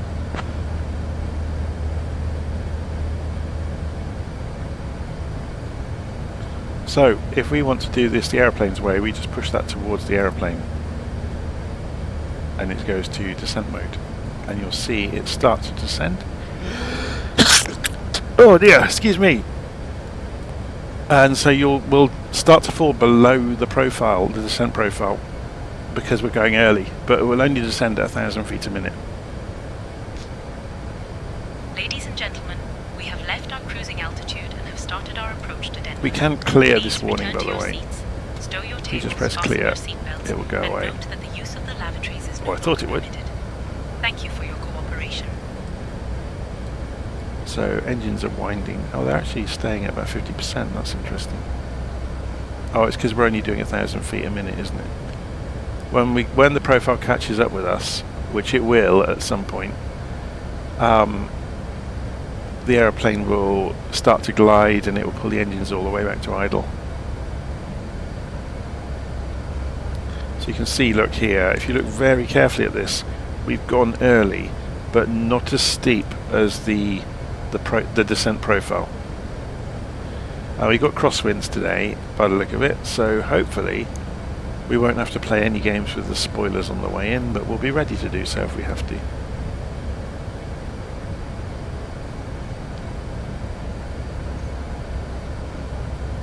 Obviously we don't change the QNH until we get through 18,000 feet. We are now descending. For just looking at the comments, you can see vertical speed here is showing 1,000 feet a minute, which will not be our terminal descent because we've gone early. So you can see on this diagram, or you can't really see it very clearly here, we've gone a little bit early on our descent. You can see it on LittleNavMap actually. If I show it in here and we zoom in, there we go, look. So we've gone slightly before when we needed to. So the aeroplane's not descending as quickly as it could, and it will meet the profile in a few more miles' time. So this little half green dot will come sliding down, and when it hits the middle, the aeroplane will nose down and fall down the profile towards Denver.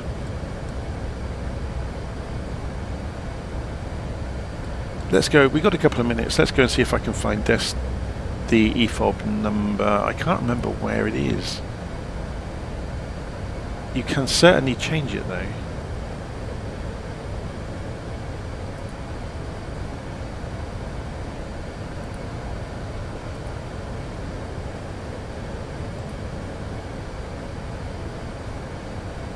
Min fuel at desk, there it is.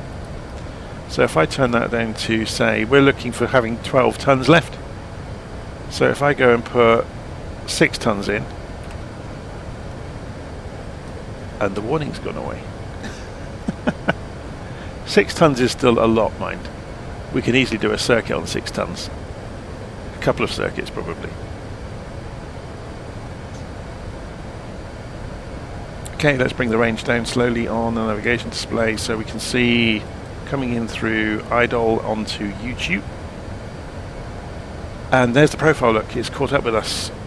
We are now below the profile slightly still, but we are dropping at 4,000 feet a minute. And the airplane is slowly accelerating, it really shouldn't be. And it's got a traffic warning. I hope I haven't got a hanger on with us. Oh no, it was somebody crossing our path, look. Over there. That was fine.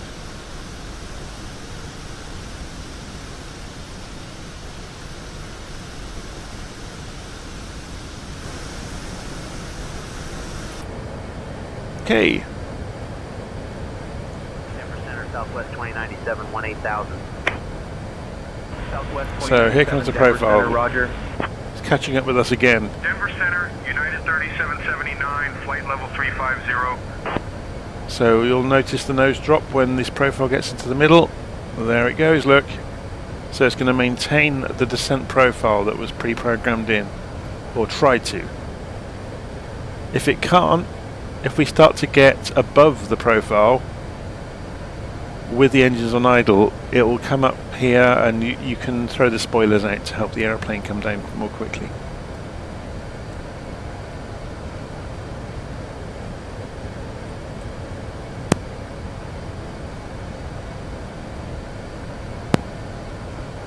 Okay, let's see how we go. Down to 30,000 feet already. Denver Center, Southwest 1655, flight level 390. So engines are on idle across the board. Center, Roger. We are falling from the sky. Let's have a look outside while that's happening. Very quiet.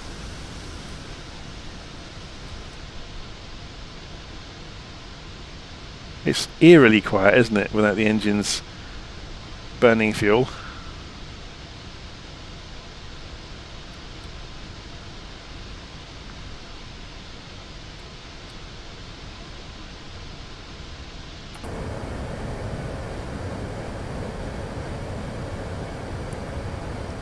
So let's go and refresh our memory of what the approach is going to look like. If we pull up the charts from Navigraph, we are just coming in through idle into this chart.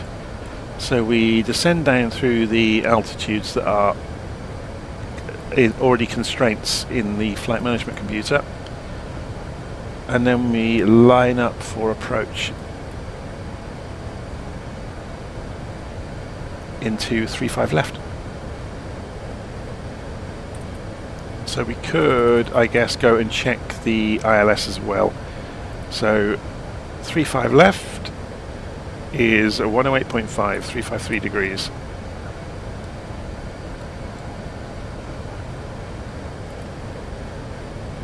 ILS 108.5 at 353 degrees, perfect. So it's already programmed in. Obviously when we chose the approach, when we programmed the flight originally, that would have done that for us. So when we switch over to landing system mode, when we are a bit closer to the airport, then that will make a bit more sense. We won't do that until we're lined up though.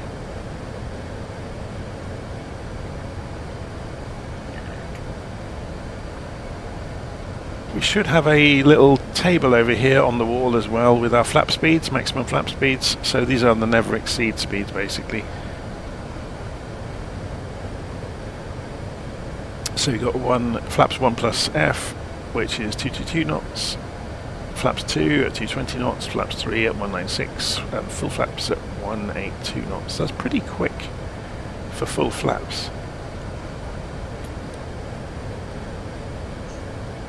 We're still on target on the profile, so we don't need to worry yet. Down to 24,000 feet and descending.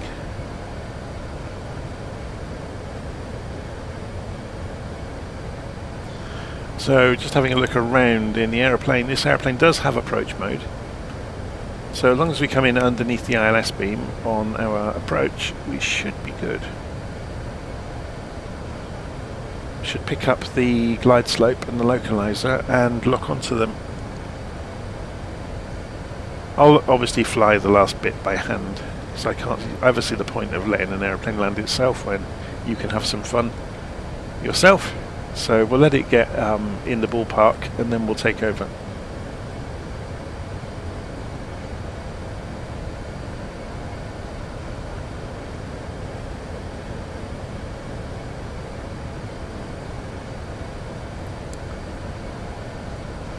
It's okay. It's like waiting for a bus to come, isn't it, at the moment? We just stood here like lemons watching the aeroplane flying down the tunnel. It's on profile still. Speed is good. It will need to decelerate soon. And not until, actually no, not for another 50 or 60 miles. So we're still at 12,000 feet. So are we actually hitting these targets? Between 22,000 and 19,000 feet. Yeah, we're dead on. There is an aeroplane below us, ahead of us. Need to keep an eye on them.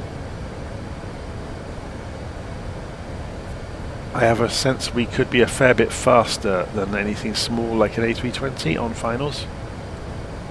So if they're ahead of us, I mean they're 10 miles ahead of us at the moment, but we could easily catch that up.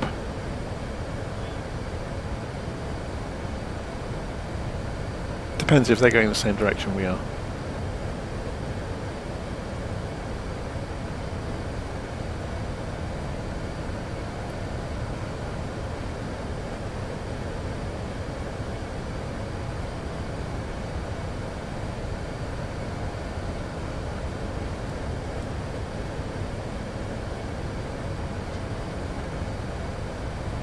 So coming down through 18,000 feet in a moment, so we need to go and find out the local barometric pressure 1014 at Denver. So nearly there. So we're going to push the barometric pressure knobs in and dial in 1014 hectopascals.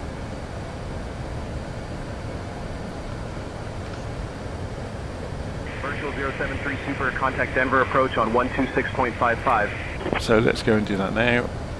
And 1014. That's done it both sides. Okay, let's go and do the radio now. Contacting Denver approach 126.55 virtual 073 Super. Good day. Denver approach. Virtual 073 with you descending through 18,000 feet on the Nix for arrival into Denver.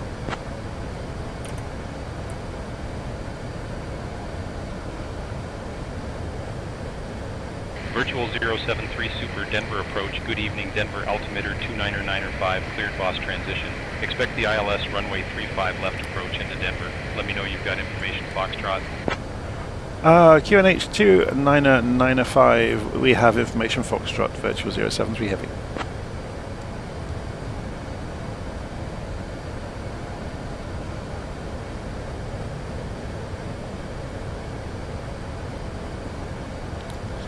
So I'm being asked the question, what's the best idea for a plane for someone who's never flown anything before in Flight Simulator? Flight Simulator comes with a really good Cessna 172.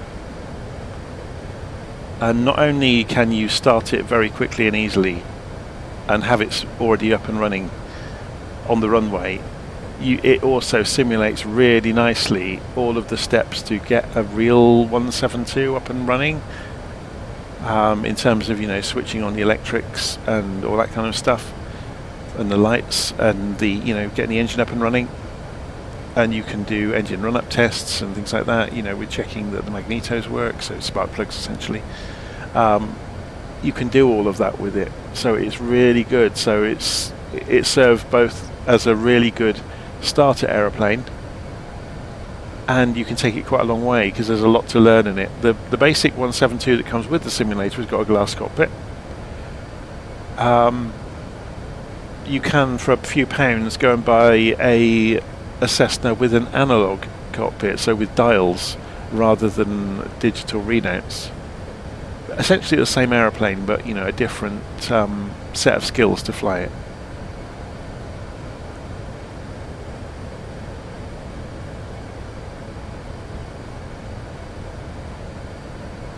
So the lead into landing is all about prep, isn't it? I'm just reading the comment there about the lead up to the landing, especially an aircraft of this size, is the best part of the flight. Yeah, you need to be ahead of the aeroplane because it's so big and heavy. Like we were talking about, even empty, it's over 300 tons.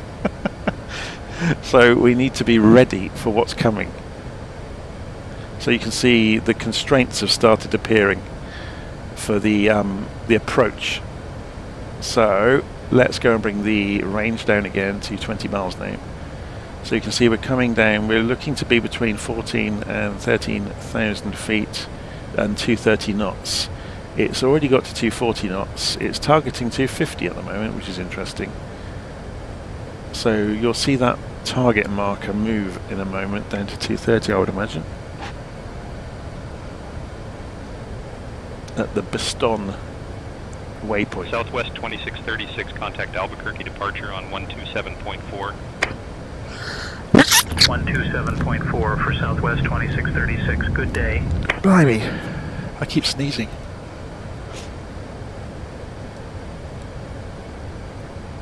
So QNH is correct, and the target altitude is 11. We've not been allowed any further down, but we are on the approach now, so we could just leave this to go right down to ground level, and we push it towards the airplane, obviously, which means the airplane is going to keep descending down now. Obviously, what it's showing here is the constraint is marked on the ribbon, but you can see there's all the constraints at the different waypoints listed out there as well. Now it says too steep a path here between Chap and Krupp. Don't worry about that. We'll use spoilers to make that happen. And we'll have flaps out by then as well. So you'll notice over here, look, flaps 1 at 260, 1 plus F 222 knots. We can go flaps 1. So we're going to do it. It will help the aeroplane.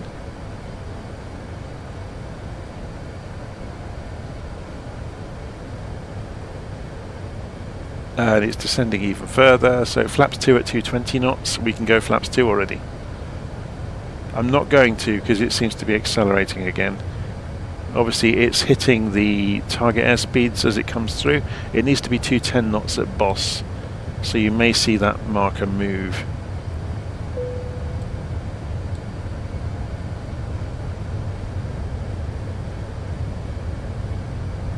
Virtual 073 Super, descend and maintain 9,000 feet, cleared for the ILS runway 35 left approach via Boss. Descend 9,000, cleared for the runway 35 left approach via Boss, Virtual 073 Super. So yeah, you can see that's just moved that target down to 210 knots. It's trying to hit 210 knots at Boss. So coming down to 12,000 feet at the moment. So we don't necessarily have to hit, we don't have to target 9,000 because the aeroplane is in managed descent mode. So it's following the constraints anyway. And we know we're on profile because the dot is in the middle of the altitude ribbon. It would tell us if it couldn't do it. You can see it's holding and it will start descending again when it gets to the Chap waypoint, which is just over here, look. So we're holding at 12,000 feet and then we start descending on the final run in towards Denver. Let's go and get the landing lights on, shall we? Shall we look from outside? Looks quite cool, doesn't it? So you can see, look, where we've extended the flaps slightly, the leading edges have extended and the trailing edges have extended slightly. And the landing lights are on. And the power is coming up to hold the speed. We've obviously got a lot more drag now we've got the flaps out. So we're up at 85%, look, just to maintain airspeed.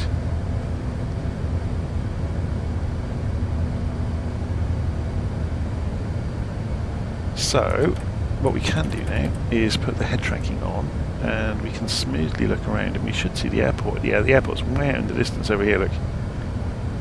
It's such a big airport, it's difficult to spot. So that'll be 35 left, won't it?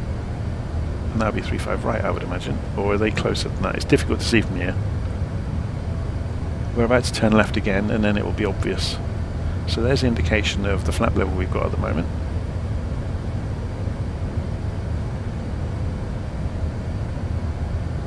So that's going to be our runway, right in the middle of the airport.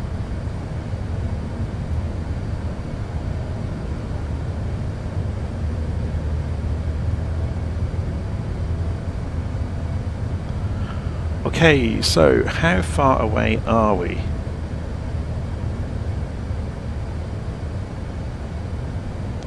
Let's have a look on the map.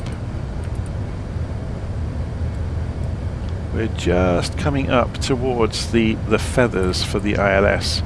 So I'm just wondering if we go and turn on landing system mode now. Change the mode to show this. Does that light up both sides? So LS gives you there's the oh, we've just gone above. It's still following it, or it should be. We're just going above the glide slope. That's interesting. There's the glide slope, there's the localizer. So we're lined up already. So it's going to start descending again. It will fall under the glide slope, I would imagine.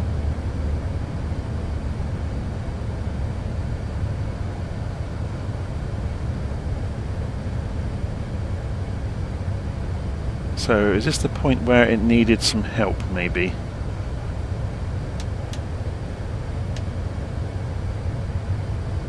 I'm throwing the spoilers out gently.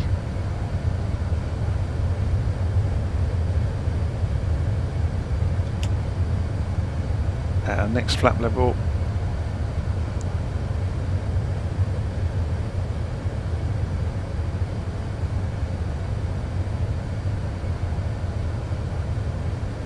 Yeah, we're falling above the glide slope, so throwing the spoilers all the way out.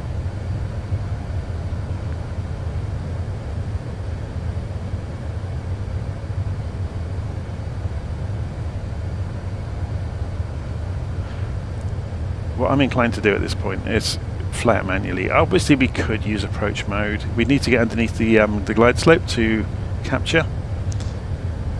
But I'm more inclined to go manage speed, or manual speed. Let's go and just pull it all the way back down now.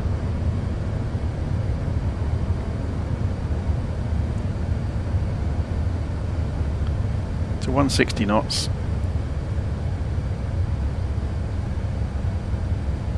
And we're going to cancel the autopilot, and it will go mad and warn us, so we can cancel the alarm, and we're flying. So that's maximum aileron deflection, just to give you some idea of what a big old heavy lump this is. We are now beginning our final approach into Denver.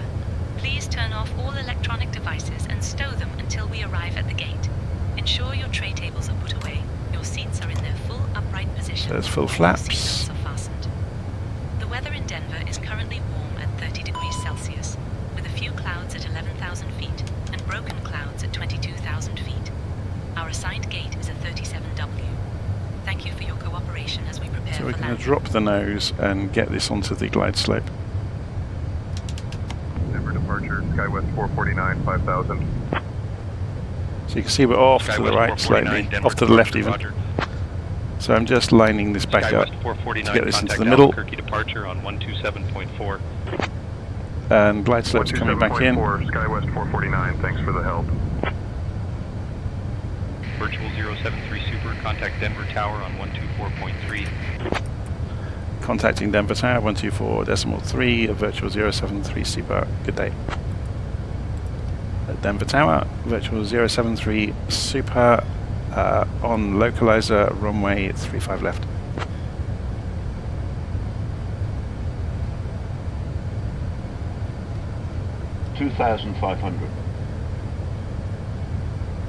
Virtual 073 Super, Denver Tower, roger, continue approach. Continuing approach, Virtual 073 Super. So if we look in front of us really carefully, there's the wrong, yeah, we're still off to the left, aren't we? So let's go and pull ourselves over. It's interesting because this is showing us as being dead on. It might be slightly offset though.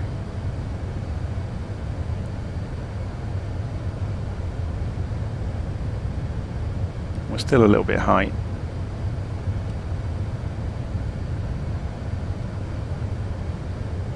So should we show you this from the outside? It always looks really cool when it's configured for landing.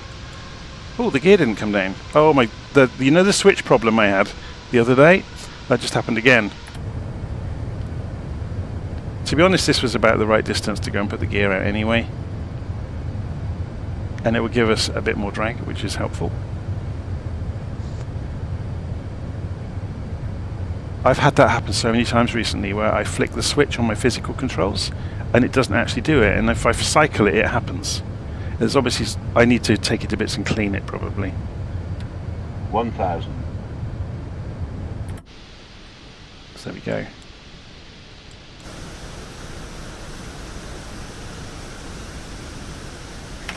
Okay, I'm obviously not going to land it that way. I'm going to land it by hand. Looking out of the front and having all the instrumentation to help me.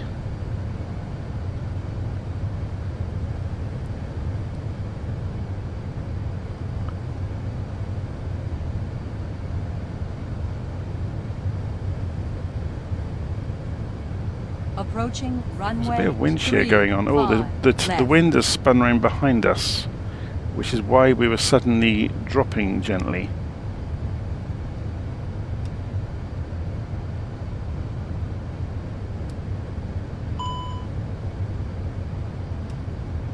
Ground spoilers are not armed. Have I got time to go and grab them? 400.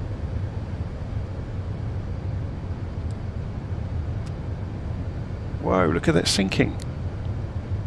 Whoa. 100 above. Don't sink. Don't sink. Don't sink. Don't sink. Something very odd is going on here. Don't sink. Don't sink. I mean, I've saved it, but... Don't sink. Don't sink. Don't sink. Don't sink. Don't sink. We've just saved that from a massive accident. We've got a long runway. Don't sink. Oh, there were birds. I wonder. Don't sink. Don't sink. Don't sink. Don't sink. 40. Don't sink. 30. Don't sink. Don't It's sink. still trying to go in, look. 10. 5. And we're down. I'm having to fly this on the ground because it's such a big heavy lump. We got away with murder then. So you saw what happened. It suddenly sank. Did we have wind shear from behind maybe? Which would have obviously stalled the aeroplane. I had to go full throttle. 073 Super, contact ground on 121.35. Contacting ground 121.35, virtual 073 Super. My word, that scared me. Parking brake. Holding short of 34 left, ready for departure. And we'll pull up the taxi chart. Ladies and gentlemen, that was welcome to Denver. unintentionally exciting. The mile-high city because its elevation is exactly 1 mile above sea level. Thank you for flying with Air Norway. Please remain seated until we reach our final parking position. The only reason they're saying Norway is because I haven't put a real airline ICAO code in.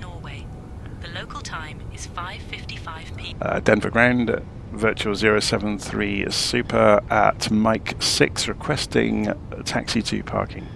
6:15 p.m. United 1937, give way to the 18380 ahead. To Seattle, departing at 6:30 p.m. from Gate B. We'll give way to the 18380, United 1937. Departing at 6:45 p.m. from Gate A. Virtual 073 Super, taxi to Gate A37W via Mike 6, Mike Alpha November Purple. Good day. Taxi to Gate A37 Whiskey via Mike 6, Mike Alpha November Purple. Good day.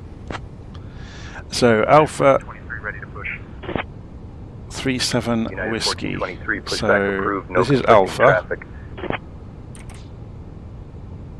M6 Mike Alpha November Purple. United 2464, give way M6 to the Mike 18380 ahead. Alpha November and the purple area, so we'll need to see a taxi chart to see that. Now, something I've not played with yet that's new in SayIntentions, you'll have seen at Flight Sim Expo, is you can actually ask the co-pilot in the cockpit to pop open the taxi charts for you, or the parking stands. I'm not going to try it just yet because I've never done it before. Oh, blimey, sneezing again. KOS 5750, request push and start. So we'll head over towards Alpha November and then I'll sort the charts on the way. 5750, push approved, expect taxi shortly. Roger, pushback approved, SkyWest 5750. So we're off the runway, landing lights can come off, taxi lights can go on. West 17902, runway 34 left, taxi via purple Juliet. Strobes on auto, so we don't need to do anything with them. Runway 34 left, taxi via purple Juliet Charlie Sierra Hotel Alpha Alpha Whiskey Alpha Southwest 17902. SkyWest 5622, give way to the 1A380 ahead. We'll give way to the 1A380, SkyWest 5622. SkyWest 376, request push and start. That was weird, wasn't it? We got on two finals and the airplane suddenly started to sink really badly. Whether I was just too slow, I don't know. SkyWest 376. Or I'd have to go back and rewatch it to see what was going on with the wind. 5797, request pushback. SkyWest 5797, push and start. So we need to go right. We're on the other side of this. SkyWest 5797. Yeah, I've come off here too early. 1588, taxi to the gate. United 1588, taxi to parking via Mike 6, Mike Alpha Alpha Golf Alpha Sierra. Luckily there's nobody here. Mike 6, Mike Alpha Alpha Golf Alpha Sierra, United 1588. United 514, ready to taxi. United 514, runway 34 left, taxi via Green Hotel Alpha Alpha Whiskey Alpha. Runway 34 left, taxi via Green Hotel Alpha Alpha Whiskey Alpha, United 514. This is the taxiway we should have been on. We're somewhere down here at the end on the purple area, apparently. For push and start. Whoa, what's going on with the nose wheel? Pushback and start approved, Southwest 1590. So flaps are up. Just the taxi light on. Ready to taxi. While we're rolling along, let's see if we can get the charts for the parking stands, standard taxi routes, parking gates.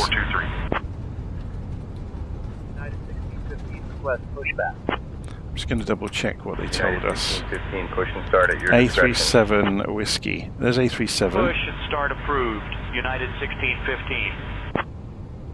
So there is no A37 Whiskey on my chart. Interesting. There's some other ones with Whiskey. Green Hotel Alpha Alpha Whiskey Alpha. All of these are purple. So this is the purple taxiway we're on then. Okay. Runway 34 left, taxi via Green Hotel Alpha Alpha Whiskey Alpha SkyWest 5750. So 37 is just after the concourse in the middle. Therefore, we can figure this out. We're almost there then. So it's here. Runway 34 left, taxi via Green Hotel Alpha Alpha. Let's just double check which one it is. Request push and start. United 1126, push and start at your discretion. Cleared push and start, United 1126. It is the one directly United 8144, after. ready to taxi. United 8144, runway 34 left, taxi via Green Hotel Alpha Alpha Whiskey Alpha. Runway 34 left, taxi via Green Hotel Alpha Alpha Whiskey Alpha, United 8144. 590, ready to taxi. Well, we're going in the big bay because the little one won't fit runway us. 34 left, taxi via Purple Charlie Sierra Hotel Alpha Alpha Whiskey 37 Whiskey. Oh, on the ground, look, it is marked correctly. Runway 34 left, taxi via Purple Charlie Sierra Hotel Alpha Alpha Whiskey Alpha Southwest 1590. United 1126, ready to taxi. United 1126, runway 34 left, taxi via Green Hotel Alpha Alpha Whiskey Alpha. Runway 34 left taxi via Green Hotel, Alpha Alpha, Whiskey Alpha, United 1126. Parking brake on. 5 ready to taxi. And then come back inside. 1615, runway 34 left taxi. So we want to go Hotel, and Alpha, get Alpha, the Whiskey engines Alpha. switched off. So we go back into Runway 34 here, left taxi go to via services, Green Hotel, request a ground power Alpha, unit, Alpha, Whiskey Alpha, go back United overhead 1615. and attach it to the aeroplane, and then we can shut the engines down. And it will bus transfer automatically. We can go and cancel the all the lights and everything, so taxi lights off, strobes off, beacon off, nav off, logo off, seatbelts off, mobile phones off, emergency exit disarmed, turn the crew supply back off, turn all the fuel pumps back off.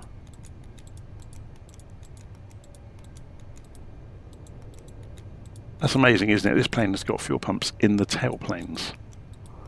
It's got fuel hidden everywhere. And then turn the ADIRS knobs back off. I think that's about it. Obviously we can take it to cold and dark if we really want to, but there's not much need to do that. Let's go and connect the jet bridge. Oh, it doesn't do it. Why doesn't it do it? Maybe this airport doesn't support it for some reason.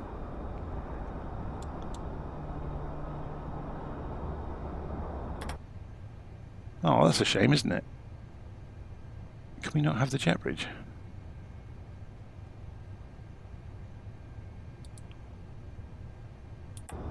What about passenger stairs? Are they working? Southwest 17902, give way to the 1A380 ahead.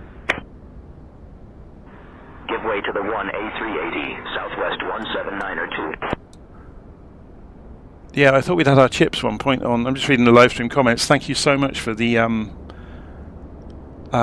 tip on the live stream. Much appreciated. But yeah, I thought we'd had our chips on approach when it started to drop a wing. I was full aileron the opposite way and jammed the throttles forwards, and they didn't pick up immediately either. I was quite worried. 5750, give way to the 1A380 on your right. Anyway, hope you enjoyed that. We'll give way to the 1A380. It's a lovely looking airplane, isn't it? So there we go, we've landed at Denver and we live to fly another day. Thanks ever so much if you've been watching along during the flight, and I'll hopefully see you again soon. Take care.